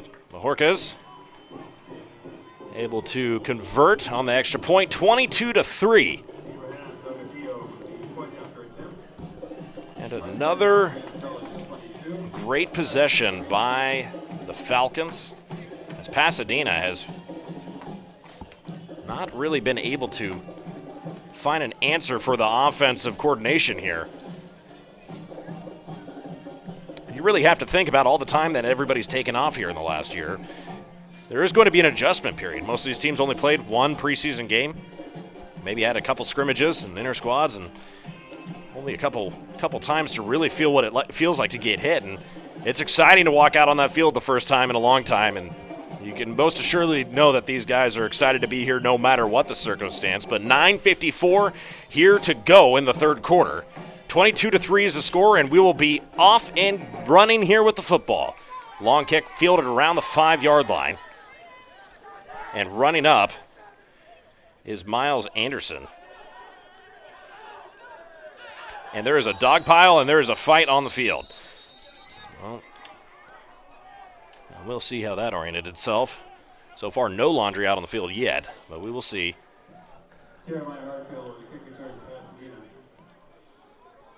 Let's go ahead and watch that again. So, run up the near side. What seemed to be a dog pile, and there you go. A little shoving match there between. First and 10 for the 32-yard line.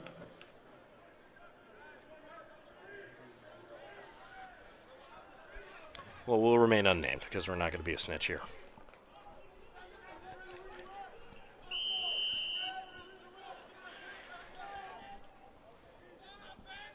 Out of the gun, Wentz. Handles the football, looking to throw here on first down. He is under heavy pressure, and he is sacked again.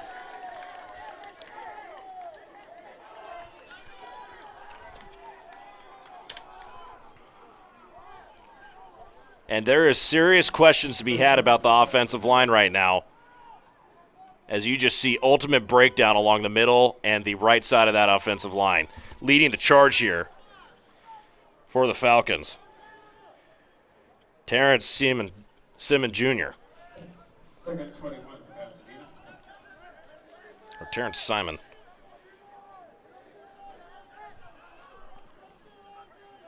Wentz hands it off. Hit in the backfield, but still running. Is Wheeler Smith. He's been his number one target so far tonight.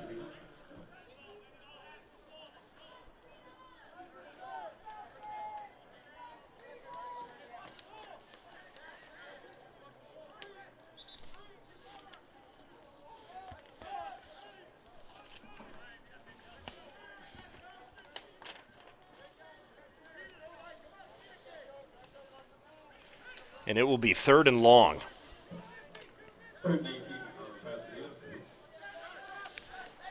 3rd and 19.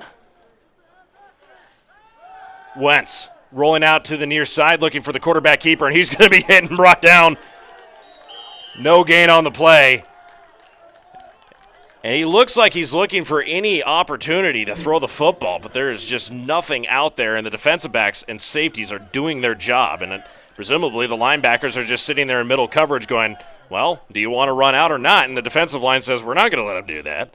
So it'll be 4th now and long. And the question of where the football will go out of the kicker's foot is the remaining question. 7 minutes, 45 seconds. It's 22-3. Kick away, and it's good. This is a spiraling kick. Wow, all the way down to the 35, and a fair catch called.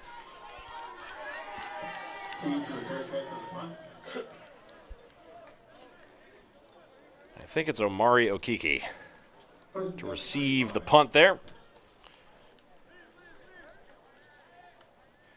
It's very difficult to figure out the difference between the two number 2s because both of them are 6'2". Both of them weigh roughly 190 to 200 pounds. They're both sophomores, and they both wear number 2. We'll figure it out. Back out on the field. Under center, Simpson handles a snap, throwing on 1st down all the way along the far sideline.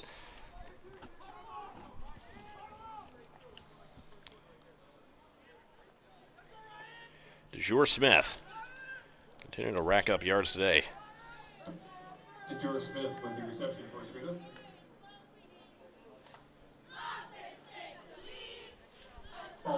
He's been a little more active here in the second half. He only had 1 reception for 14 yards last half. Luca Cadrella, 3 receptions for 25 yards. Simpson under center again. One running back, and he hands it off here on 2nd down. Churning forward and falling forward. Looked to be Davon Booth. Check that. Then we have not called tonight for rushing. Well, maybe we have.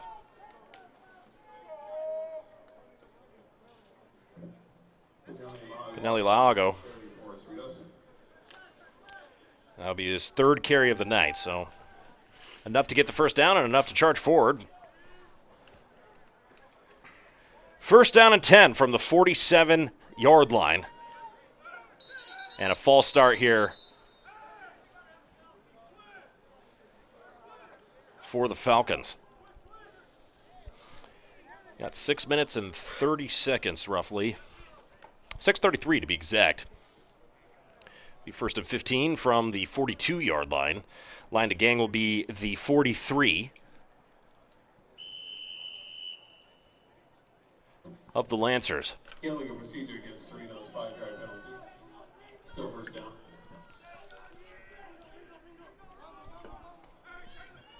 Here we go. 2-by-2 spread out of the gun. Slot receiver in motion, rolls out to the other side, has plenty of time and plenty of space, and oh my goodness, overthrows his wide open receiver. Looked to be DeJour Smith, who's running along there. Let me see if I can get an accurate read out there. We'll see the tight end coming out of the field. Jacob Leha Been doing a good job of keeping the quarterback protected so far tonight.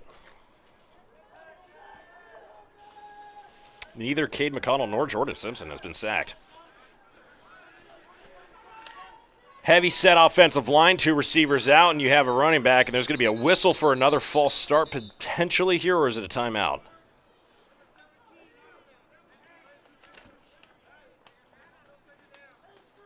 Yep, that's going to be another false start. False start against Goose College, 5-yard penalty. 5-yard penalty, and not the way that they wanted to go. 2nd and 20 now because they haven't been able to move the football.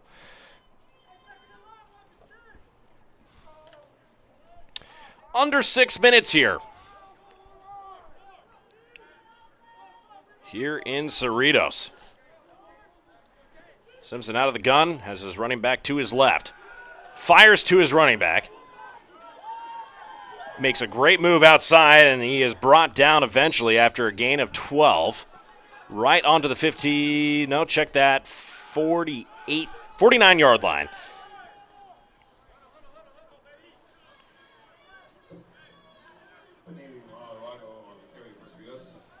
Penilio Laogo with the catch and run.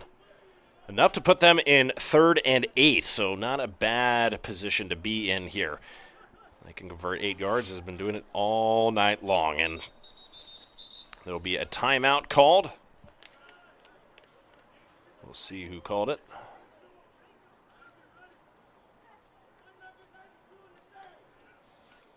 At least that's what we thought it was. Taking under 5 minutes here, 5:07 on the clock. 4 receiver spread here for Simpson.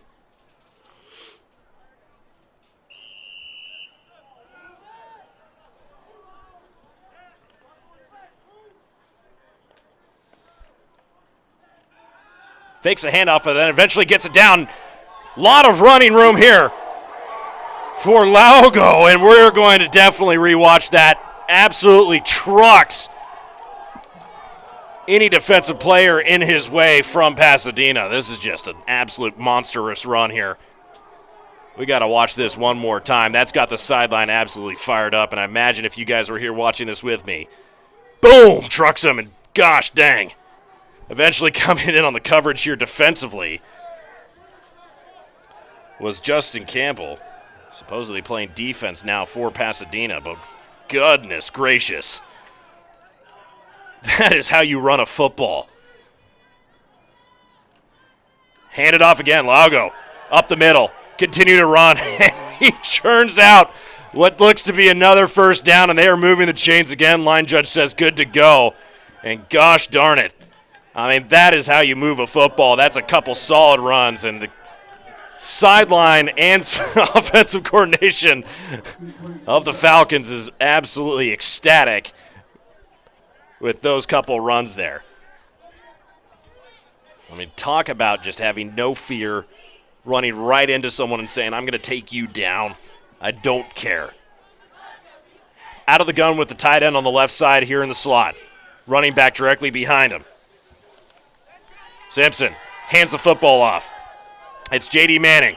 Manning only able to get 1 yard. He was kind of stuffed there on the inside. The line collapsed, and there is a flag down on the field. We'll see where it goes.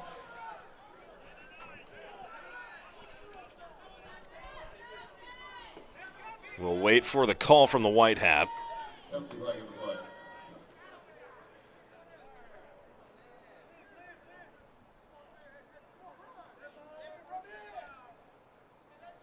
Well, it's going to be a dead ball and a personal foul penalty, which will work into a loss of down. So if it was 2nd and 9, well, not a loss of down, but you will not get the first down back because it's dead ball. So it'll be now 2nd and 24, I believe is the proper math there. It is. Line to gain is the 16-yard line.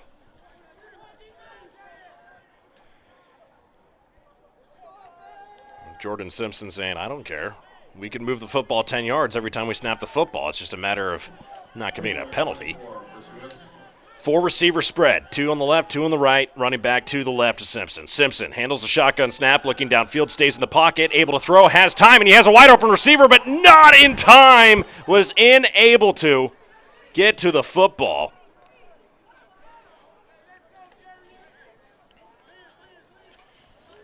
And that would have been a beautiful touchdown pass, but just overthrown. It was Darius Lawson who was in the area. He was the targeted receiver. Third down and now 24. I mean, why not? 22-3 with 2:42 left here in the third quarter.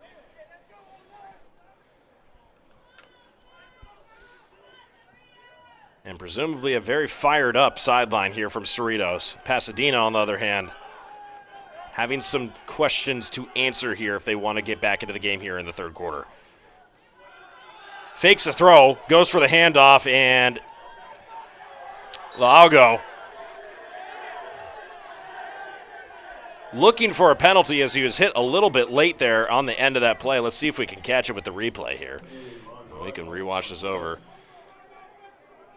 Handles the football, and he's able to take it along the near side and get up a couple yards. Now he wasn't hit. So they were calling for it. They're not going to get that. Back to real time here. Four receiver spread. It's fourth down, and they say, no, we're not going to punt the football. Bring an extra man out into the – yeah, that's a timeout because that would have been – no, not too many men on the field. They had 11 men.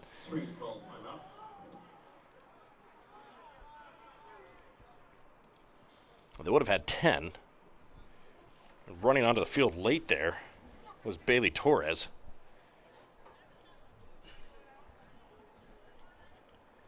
So trying to work out their personnel. I mean, well, we saw them do a quick kick to the corner the last time. This is kind of the same type of situation. Who's to say that they don't try some sort of trickery again? It's very possible.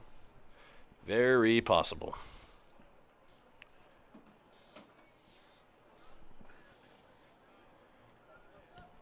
Well, we hope you guys have been enjoying the festivities so far, and this is opening night of the 3C2A SCFA season.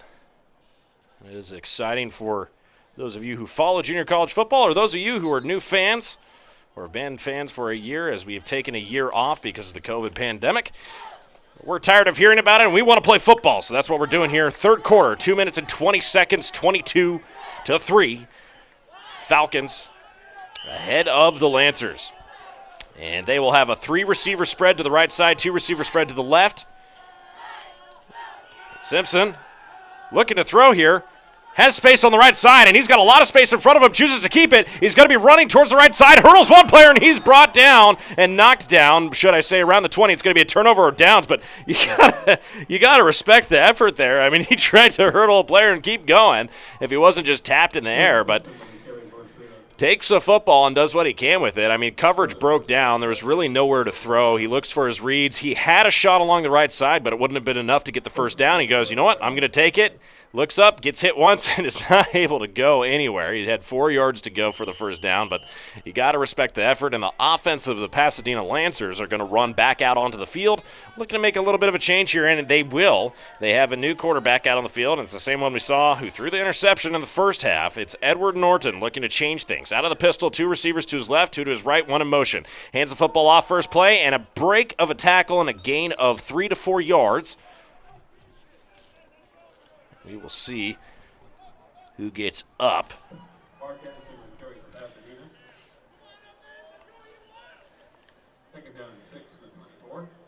And it was Mark Anderson, running back for Pasadena. He's still in the game, so he'll presumably continue to be the running back here.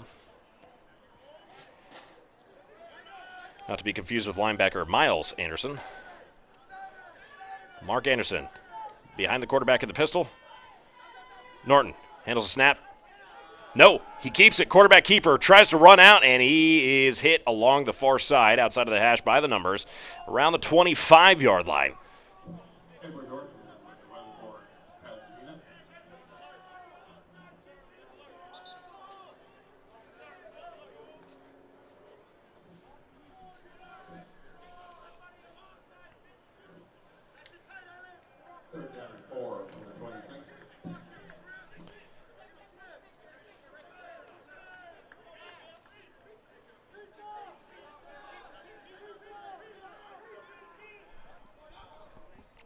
Receiver in motion. They go with the jet sweep. Nope. Another quarterback sneak, and he's going to be hit and brought down as a 4th down and 4. And we'll see if they choose to bring the kicking team out and get the punter going. They had a nice punt last time.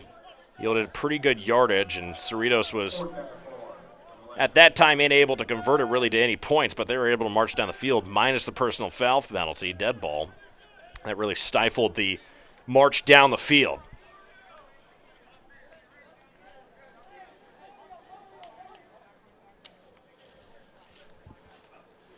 Punter running, kicking, and this is going to be shallow just by the 50-yard line, and it is going to roll all the way down to the 44. Nobody's going to pick it up from the Cerritos sideline, and we are going to see the end of the 3rd quarter expire. We'll head to the 4th quarter. We'll see if the referees want to call it 4th quarter, but it will be the 4th. Score going into the final quarter of the game, 22-3, and Cerritos College feeling pretty good after 3 quarters of football. We'll be right back after a quick and brief moment. We'll see you guys in a few minutes.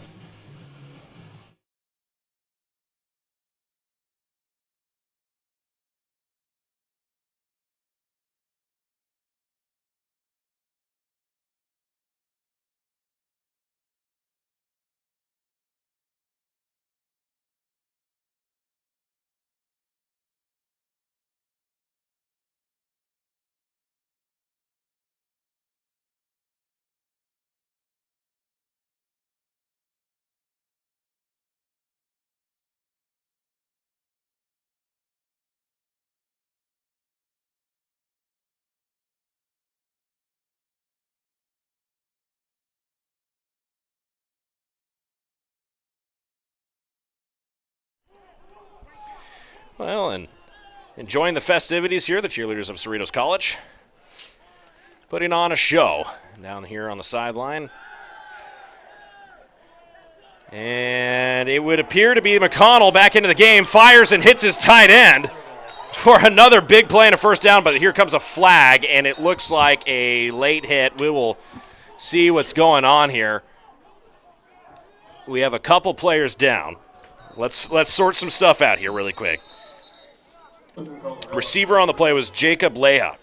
He was the tight end. We're going to go ahead and watch this back one more time.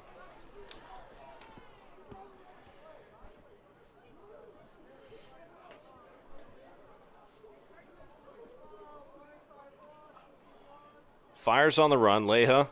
Man, just look how fast. Oh, yeah, I can see where the flag came from. And that's going to be, I'm not sure if it's a spot foul, but there is still continuing to be a player down on the sideline. We're not going to show him on the field, but appears to be a leg injury of some sort, not grotesque, but he's being checked out by the trainers and staying down, so they haven't moved him off the field, but they just want to check him out, see. It looked like a low hit. We can go ahead and watch the replay again, this time a little bit slower.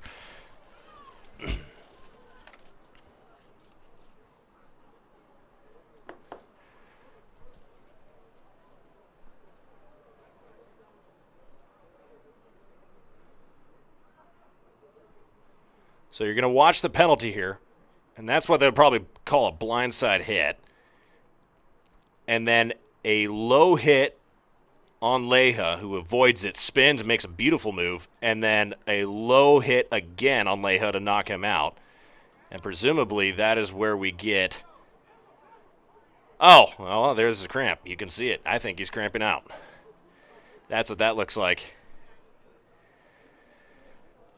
So presumably a cramp there, and that's what we really hope it is. I hope it's not any type of injury, but trainers appear to be stretching his leg out, hoping that he doesn't seize up anymore. You know, the tough part about taking a year off, and especially prepping for a football game like this, is you don't realize how much water you have expended from your body, and it's important to make sure you stay hydrated out there. Really, really tough, and having a hard time working off the field. Now, I'll tell you guys who it is. It is Jalen Thornton. He's a cornerback. And he's having a hard time getting off the field here. Thoughts and prayers? Hope that he is all right and able to make it off the field and be checked out and good to go. You never want to see any of these guys get hurt out there. It's one of the unique levels of football, 2-year college. And every single play, every single one of these guys is giving it 100% of themselves to separate themselves from the pack and become somebody different. So here we go, under center. And falling back, firing on the run, open receiver. Luca unable to pull in the grab. Apologize, I'm trying to get my notes all squared away here. So there's a penalty marker on the play. It looks like the penalty from the last play was waived off, but this one will not be. This is presumably holding, and it is. Holding on the offensive line. Backs the football all the way up to the 35-yard line, so that's where it will hold at this time. 14:40 here left in the fourth quarter. Cerritos 22, Pasadena 3. And it will be 1st and 19.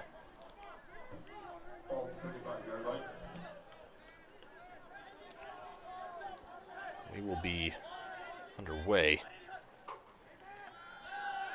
Fires along the outside, cutting inside, trying to make a move, breaking all the way down to the 40, and this will be a gain of 6 yards. Trying to get an eye on who the ball handler is. It'll be your running back, Devon Booth. And getting a lot of work so far tonight, and he's doing a good job. You know, one thing I would like to see with a little bit more of Laogo cracking skulls and just absolutely trucking people, running them over. Under center, McConnell has the lone back behind him, 2 receivers to his right, chooses to hand it off and making a move and running up the left side. Another great running play. As Devon Booth, as he makes his way all the way up the left side, will go into 3rd down. It'll be 3rd and manageable. We'll call that 3rd and 6. Clock is still running as Cerritos is going to start working on getting that clock to work slowly down and bleed this game away. Pasadena, if they want to do anything here, they're going to have to think quick, and they're going to have to move with no huddle as they try to get back into this game. 13-22, 13-20. We're under 13-20 here in the fourth quarter. McConnell out of the gun, running back to his left, 3 receivers to his right. Fires over the middle. Oh, almost picked off. Had the free safety been running in the right direction. Intended target was Luca Caldrello. And he was wide open. I mean, he just dropped the football. So it's going to be 4th down here. 4th and 6. Presumably the punting unit will be coming out. Nope, it's going to be quarterback Cade McConnell. Well, we saw him do a quick kick to the coffin corner last time. We'll see if he chooses to do it again. 3 receivers to his right, 2 to his left. 5-man offensive line. He is the lone man in the gun. Set, high snap, chooses quarterback keeper. That was a poor choice, and he's going to be hit and brought down around the 50-yard line. So 50 yards to go for Pasadena as we turn over on downs. Pasadena having to move quick here. 13:06. We're just over 13 minutes left to go here in the last half of this game.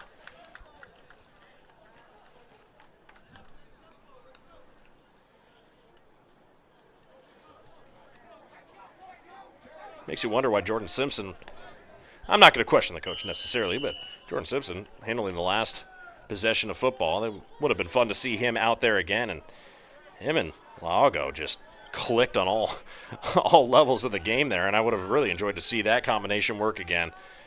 Nonetheless, football goes on, and we have a shuttle pass forward all the way up to the 41-yard line. That was Jeremiah Hartfield. There's number 1, basically, contact that they've had offensively tonight.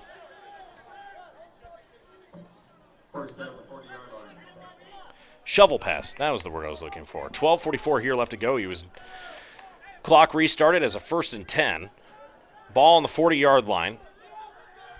30 is the line to gain. 4 receiver spread to the left, 2 to the right. Receiver in motion, fakes the handoff. Running and throwing and almost intercepted. That would have been his second of the night. Holy Toledo, DeJour Smith. Check that, it was Giovanni De Leon. Linebacker just running over. What a great play that was. Mind you, that Edward Norton is left-handed. So running towards the near side was a comfortable pass for him as it was running towards the backside. But you have to remember, the last time he ran out of the pocket in the first half, he threw an interception doing the exact same thing. Hands it off, and his running back will have gained, it looks to be 5 to 4 yards.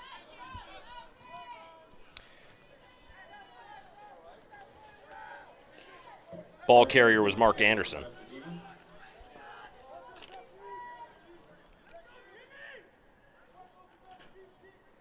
Third down and 6 from the 36.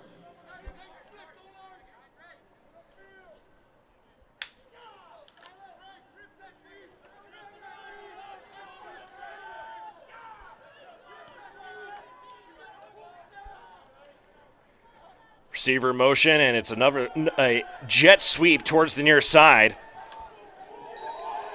And Wheeler Smith gets absolutely demolished on the near side. Check that Jeremiah Hartfield. We can go ahead and rewatch that. That was exciting from the sideline of Cerritos. Hartfield, you watch him just run along that inside. Coming in and boom. That's how you fall through on a tackle there. And there's a penalty flag for after the action type incidents. This is where you got to bring your team in, grab them by the face mask and tell them, stop letting this stuff get to you. It's time to pay attention and focus.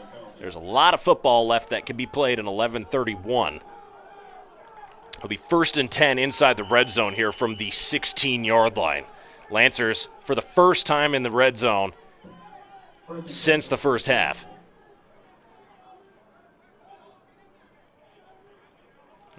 You'll remember they tried to kick a field goal. That was their literal last possession of the football game. Edward Norton out of the gun, running back to his right, 3 to his right as receivers. Keeps the football, turns to his left, fires to his left, and a contested football. And nobody knows who has it. And they're going to call touchdown. Goodness gracious, we have the ability to review this thing, so we're going to watch it over and over and over and over and over again. But I want to know who had the eyes on whether or not that was a caught football or whether or not it was contested.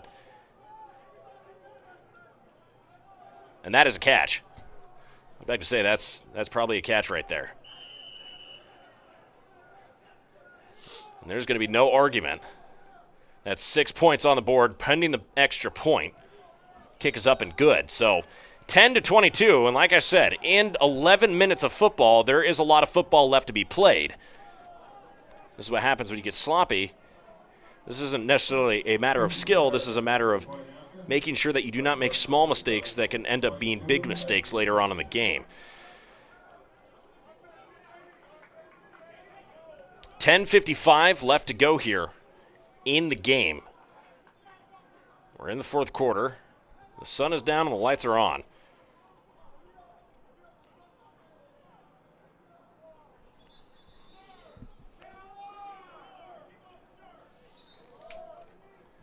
Looking for an extra man. You can't. It appeared there were 2 short. Don't really want to do kickoff return with 9 men on the field. That'd be a little bit of a rough situation in terms of picking up blockers.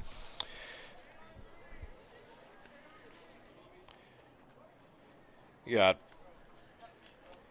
John Harris back, as well as Bailey Torres.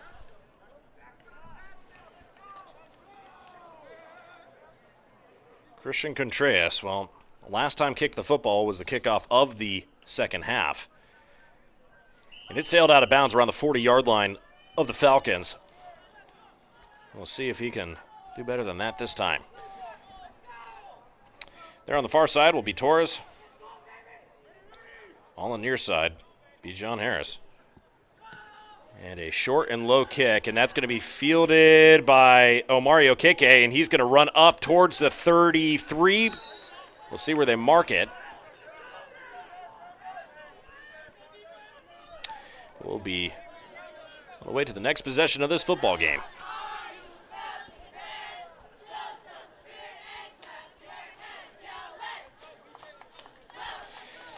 You see Cade McConnell running back out there with his team. So Cerritos has said enough. We are running the starters back out there. And we are looking to score again. We want to put this game away, and I agree. Split back formation for McConnell. Handles the snap and shotgun, hands it off. And running along the near side is Devon Booth. And he is run out of bounds after a nice gain. What looks to be 14 yards. Devon Booth handling a lot of these snaps later in the game. It was earlier J.D. Manning. Haven't seen him for a couple series, so hoping he's feeling all right. Looking for him here on the sideline. He may be the other split back there. We'll see if they go back into that formation. Yeah, he is. So they have both running backs out there. I'll tell you exactly who it is. Devon Booth, left side. J.D. Manning to the right side. McConnell in the gun, two receivers. And they'll hand it back off to Booth. Booth cutting inside, and he pops one really good. Is able to get a gain of 6 yards. We'll call it. Second and 4. Well, they'll call it 2nd and 5. Only gain of 5, but not too bad.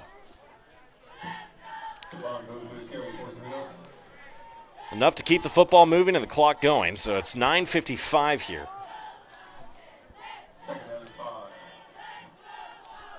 15 seconds here on the play clock as they still go with the split backs. Fakes the handoff. No time to throw. Throwing up in the air, and that is a sky ball that is going nowhere all the way down to the 10-yard line. And there's going to be a flag for contact. I mean, literally running directly into Luca Cadrala. We can go ahead and watch that. I mean, we had a great angle of it.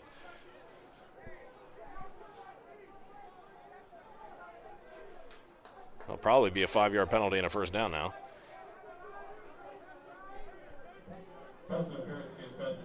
Yeah. So it'll be pass interference. The offenders appears to be number 28. Roland Rodriguez.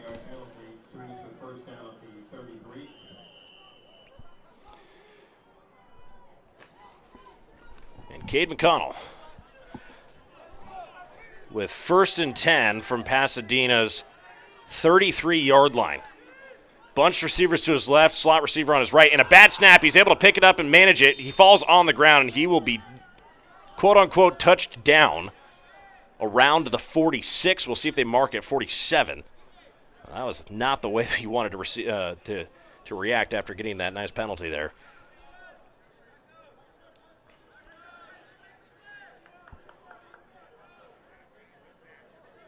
So the 45 is where they eventually mark it. That's over 20. It's 22. 2nd and 22 now. Clock is still running. We're under 9 here in the fourth quarter. 22-10. 5 seconds here on the play clock. Got to get it off 2, 1, and that will be a delay of game.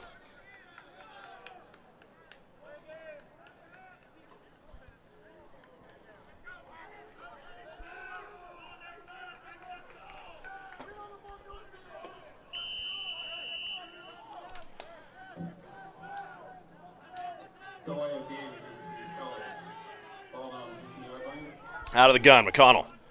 A lot of space to work with, and he hands it off. And what would definitely be a face mask and running forward. We can rewatch that one. Normally when the player is not having his helmet on, J.D. Manning normally wears his helmet during the football game.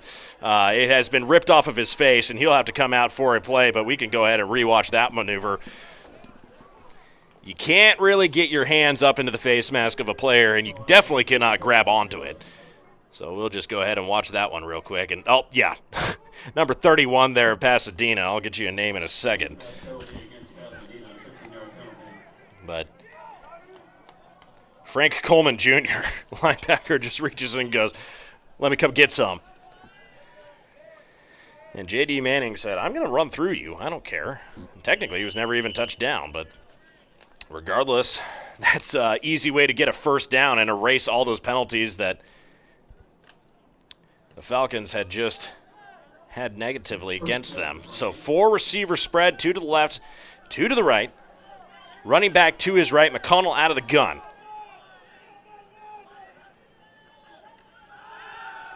Fires, bounces off the offensive line. And that'll be incomplete, 2nd and 10 now. Stops the clock at 8 minutes exactly. We have 35 seconds on the play clock. Not a factor here, but 8 minutes exactly the rest between the first win of the 2021 season. That's what separates it. So the game is far from over. But this has been the team that we were hoping to see from the Falcons. Confident and coordinated. McConnell out of the gun, receiver to his left, running back to his left, hands it off.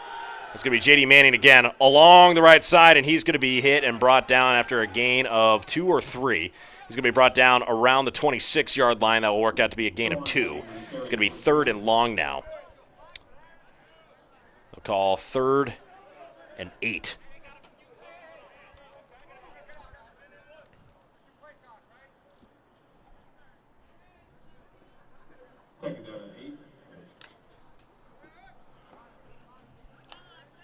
Just a reminder, SoCal College Sports covering junior college action or community college action all across California all year long. So if you have any other games, we'll be in the mix and carrying some of them. McConnell out of the gun, fires to the left side, has an open receiver, makes a great move, cuts in outside, and he falls down around the first down marker and on the ground and appearing to be in a little bit amount of pain, but up and walking is DeJour Smith, who just made a great move. We can go ahead and rewatch that as he works his way off the field. DeJour Smith with the first down reception for Cerritos. Watch this great move, cuts inside and then comes right back out, and he knows where the first down marker is. Down at the 18-yard line.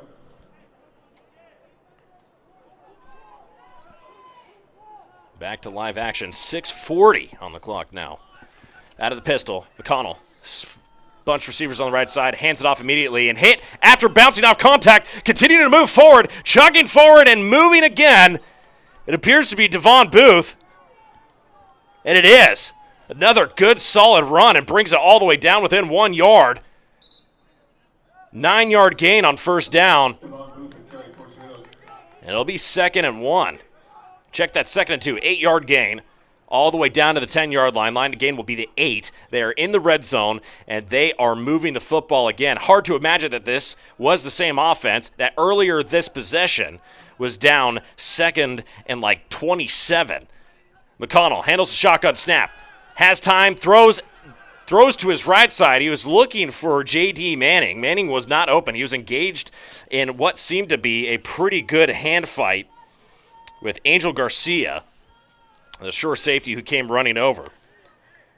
32, Angel Garcia, yep.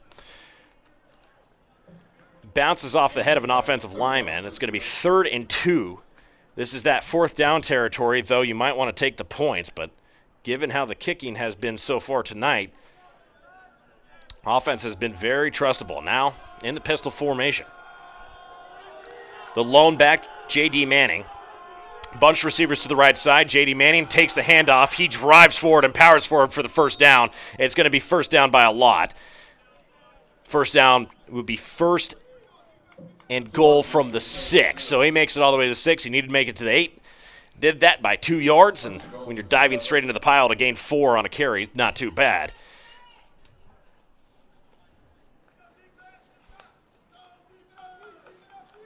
Six yards. 5:27, clock will continue to run.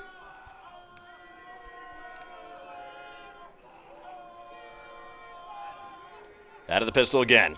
J.D. Manning, lone back behind him, fakes a handoff, rolling out towards the near side, fires, hits his near side receiver, and no, not a touchdown. It was the tight end, Jacob Leha, who had made it all the way down what should be the 1 yard line.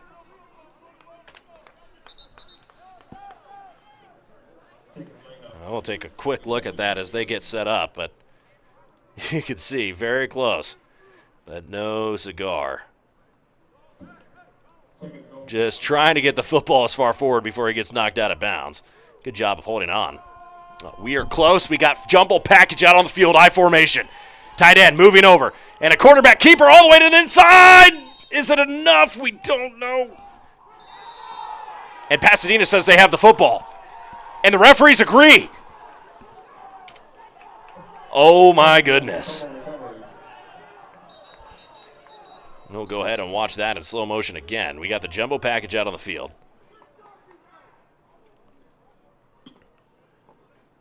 Handles the snap. Oh, the football's out. The football was out on the snap, and that's where it was picked up by Pasadena. There's a flag out on the field. Presumably, Pasadena picks it up at the 1 yard line.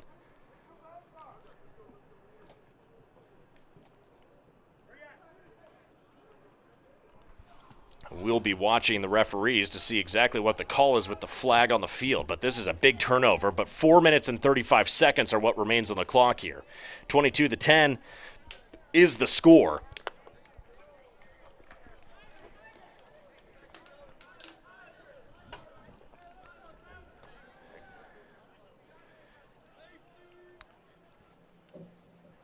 Unsportsmanlike conduct penalty was against Pasadena.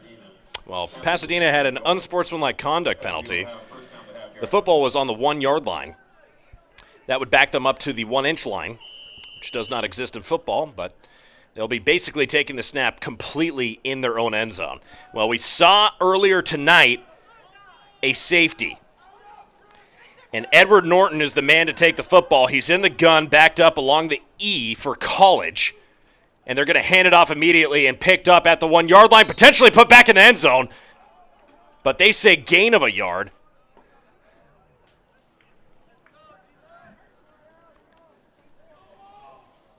Is their number 1 running back, Mark Anderson. He only gained a yard out of that, but that was a hard-fought yard. 4:09. We're about to trickle under 4 minutes here left in this game. 22-10 the score. And Edward Norton, the man at the helm, after Cade Wentz basically commanded the whole game for the offense here for Pasadena. Shotgun snap, has time to throw, basically slings it up in the air, and that's towards the defense, and it's intercepted and dropped the football. Oh, my goodness. That was almost an unbelievable play.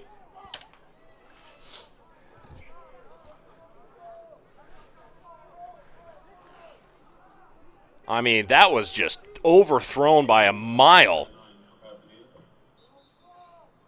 Oh, you got to hold on to the football, and I can imagine the frustration there. That was not a good feeling.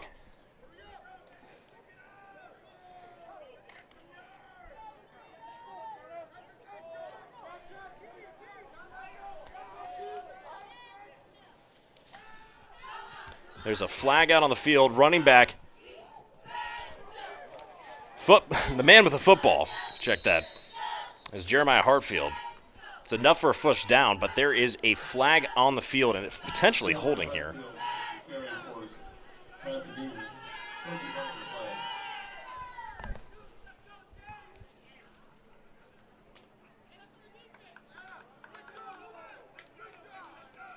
So it's going to be a first down. Or man offsides. It's declined for the first down. Well, to think that Chase Nixon, defensive back, was the man who could have intercepted the football and completely taken away possession from Pasadena. Now, a completely different situation. 1st and 10 from the 19-yard line. Norton hands it off. Jabril Kindle, the carrier of the football all the way to the outside, gets tackled around the 20-yard line. Clock will continue to run. We are almost under 3 minutes, 22-10. Second down, and they'll give him an extra yard. It was 6, a gain of 6 from that play. Line to gain is the 19. 2nd and 4. Edward Norton out of the gun, 2 receivers to his left, 2 to his right. After the one throw, and that will be an offsides. We'll see. Flag is away. It will be essentially a free play here. Clock will be stopped, 2:38. Looking at a 5-yard penalty, that would be a first down. There's a decline because the actual gain was 5 yards. Give the guy the stat, I suppose. Offside penalty against Cerritos is declined. First down for Pasadena.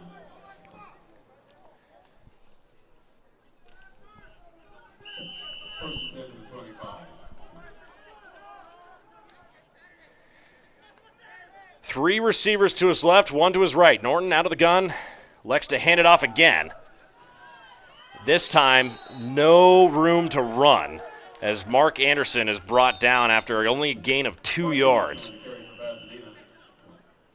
Check that. They'll say it was 3, so it'll be 2nd and 7.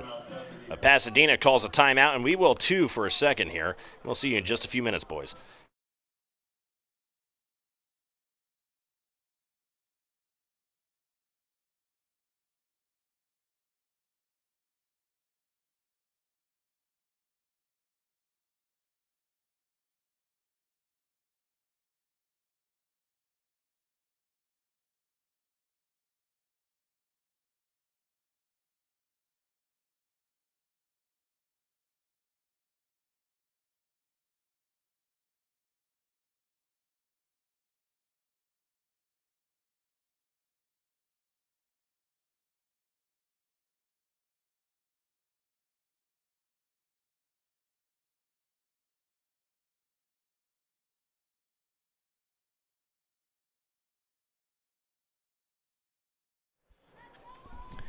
And we're back after the timeout. Pasadena trying to get some things sorted, potentially call a couple plays here and work in the no huddle.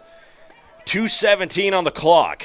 2nd and 7 from the 28-yard line. Running for his life back there. Norton, nowhere to go, cuts back the other side. We have 2 defensive players in the way, and he's going to be in the field of play and out of bounds after picking up the first down. He's going to pick up the first down around the 39, mark it at the 39-yard line. Norton cuts to the inside, runs to the outside. 2:04 on the clock. Clock is back running now that the ball is on the ground. And they will go from a exaggerated huddle. It's a very short huddle time. And Norton is out of the game. Wentz back to throwing along the far sideline, incomplete. And this is 4-down territory all the time at this point. 1 minute, 43 seconds remaining on the clock. 22-10 the score. It'll be 2nd and 10 from the 39-yard line. Line to gain will be the 49 of Pasadena.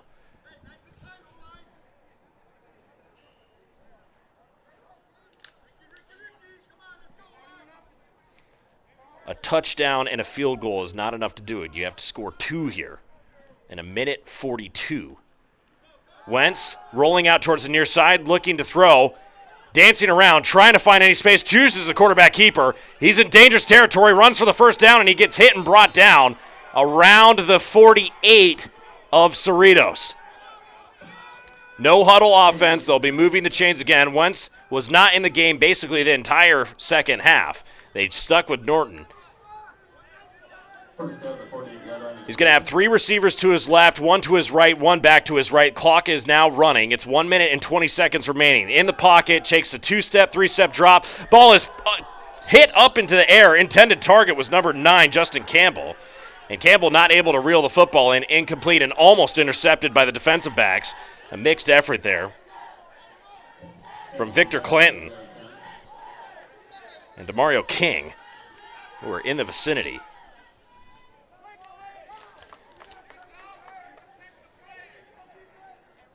Vario Wiley was also in on the coverage over there along the near sideline. Well, with the clock stopped, 1 minute and 14 seconds, 10 on the game or on the play clock, 8 seconds. They're in the hurry up, and there's going to be a timeout called, and it's called by Cerritos. Cerritos will use their second timeout here. 1 remaining with 1:14 left here in the game. 22-10 the score. Pasadena chasing and needing 2 touchdowns at this point.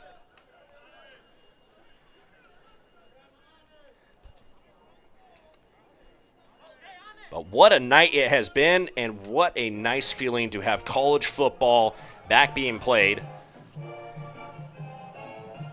The broadcast team that you're hearing from tonight and in other places around the 3C2A, SoCal College Sports, we were there the moment that the 3C2A season was canceled there in Lemoore College. And that was the basketball state championship there early in 2020, and we are beyond excited to be back in the saddle again. We love it. I love junior college football. This is where most of us got our start in the sports broadcast industry, and we're just happy to be here.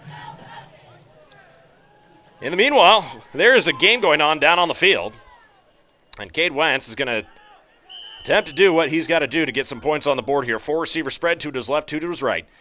Takes a snap. Looking downfield, pocket collapsing, steps into the pocket. He's going to hit and brought down.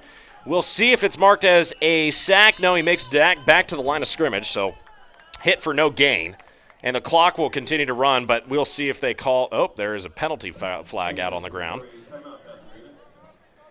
So 1 minute, 5 seconds. Pasadena calls their second timeout, and we're going to sit here for a second and pause.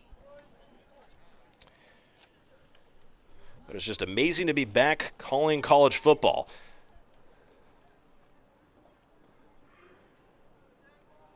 So many of you guys chiming in on the broadcast. We love to hear from you. There's a penalty, 15-yard penalty, a personal foul of some sort. And these are the small mistakes that we cannot have here late in the game. 1 minute and 5 seconds, no matter what the score is.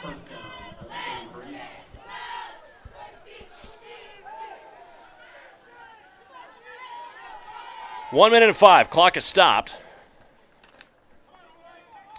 And Cade Wentz in the gun, 4 receiver spread again. He's got free yardage. His 1st and 10 from the 33-yard line of Cerritos. In the pocket collapsing, throws with good coverage, and the receiver runs into the defensive back, but there is no call there. It looks like the defensive back was going for the football. There is no call for pass interference. Incomplete pass, 101, so 1 second. And then it'll be under 1 minute towards the end of this game. 2nd and 10.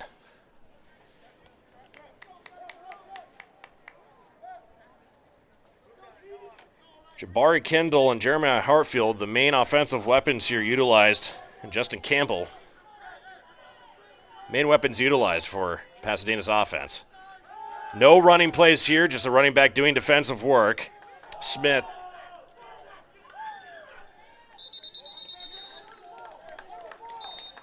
Smith with the reception there. He was hit in the field of play. The clock would be going, but it was stopped as Pasadena calls their 3rd and final timeout. It's going to be 3rd and 7. Ball got up to 30-yard line to gain will be the 23.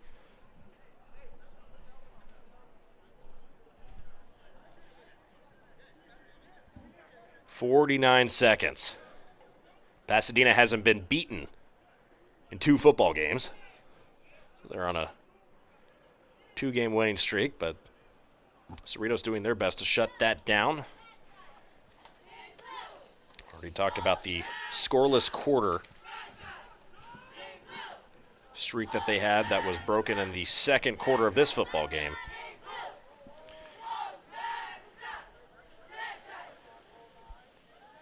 Ball lined up on the left hash on the 30-yard line.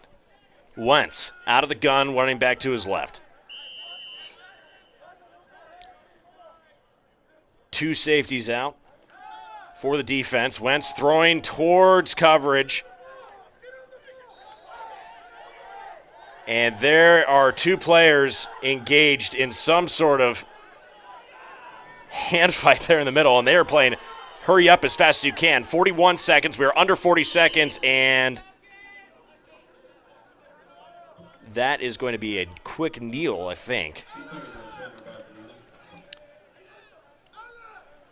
As the offensive lineman was engaged with the defensive lineman. I'm trying to figure out the numbers here, but needless to say, this is the frustrating side of the late part of a football game here. And you can imagine, again, after not playing a whole season, you really want to get out there and show everybody who's boss. Put a hurt out on the other team, but this is not looking the way like it's going to go Pasadena's way. 22-10, 40 seconds left here in the game. Wentz in the gun, three-step drop, cuts back towards the near side, running for the sideline, and he'll make it all the way down to what looks to be the 16-yard line. So clock will stop at 33. They'll get another chance at it, and that will be 3rd down and 7. This is 4-down territory, so don't even think that they have 2 chances left. It'll be 3rd down and 7. So 2 more chances here for a first down. Line to gain will be the 9-yard line. They're within the red zone now.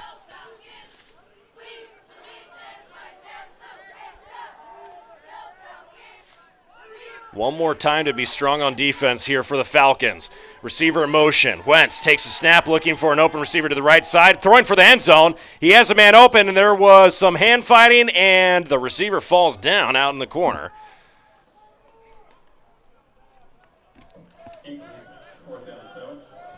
Intended target looked to be number 5.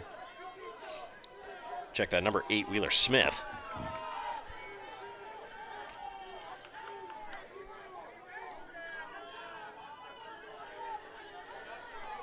Incomplete pass. It is 4th down and 7.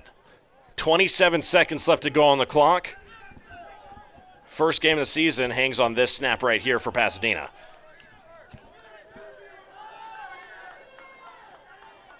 Two-by-two spread. Wentz out of the gun. All receivers out. They're headed in all kinds of directions. He's under pressure. He's hit once, but he's able to evade all the way to the right side. Firing on the move into the end zone. Incomplete pass, and it might be intercepted. No, but it's incomplete, and that's going to be a turnover on downs, and Cerritos will take their first victory of the season after an incomplete pass with 16 seconds remaining on the clock. 22-10 will be the presumable final score of this game, and what a final play. Let's see if this announcer was smart enough to hit replay. That is not the last play. Oh, man. Well, unfortunately, I'll have to potentially do some magic here.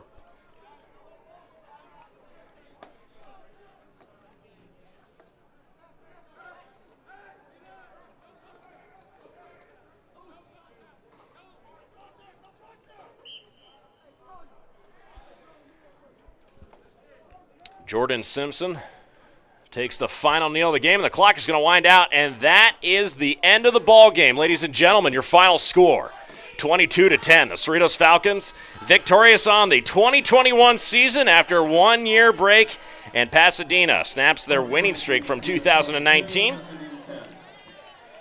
We'll stick around a little bit for some final game stats, but I'm Emory Johnson with SoCal College Sports. We'll see you guys in a few minutes. Thank you for tuning into the broadcast. This is one heck of a night and a happy day for Cerritos and any Falcons fan anywhere. And we really thank you guys for coming on the broadcast. I'll be back here in a few minutes, and we will recap and do some final stats. And we'd love to hear from the fans if we can in the chat room. So we'll see you guys in a few minutes.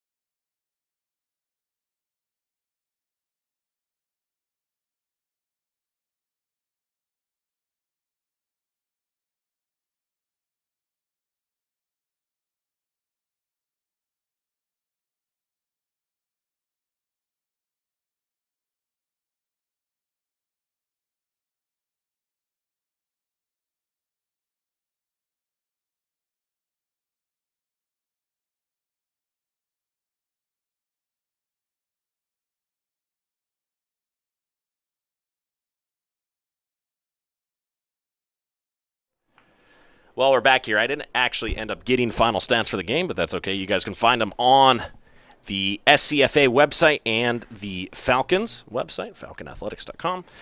And I wanted to show you guys one more thing. Final play of the game right here.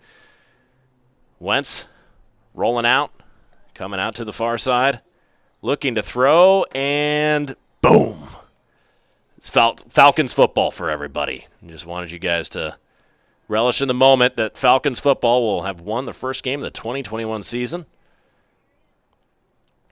And a game well played by the Falcons defense. It was a good starter game. Get the feeling of hitting somebody again back into your body, and great opportunity for all these young men as they work on playing another full season of football. And can't say that we are any more proud than we possibly could be. This is an awesome event. So once again, we thank everybody for tuning into the broadcast tonight. Once again, I'm Emery Johnson, your play-by-play broadcaster, and we had a lot of fun tonight, and hope to see you guys again sometime soon. That's signing off. Final score of tonight's game, 22-10. Your Falcons victorious over the Lancers. We'll see you, everybody.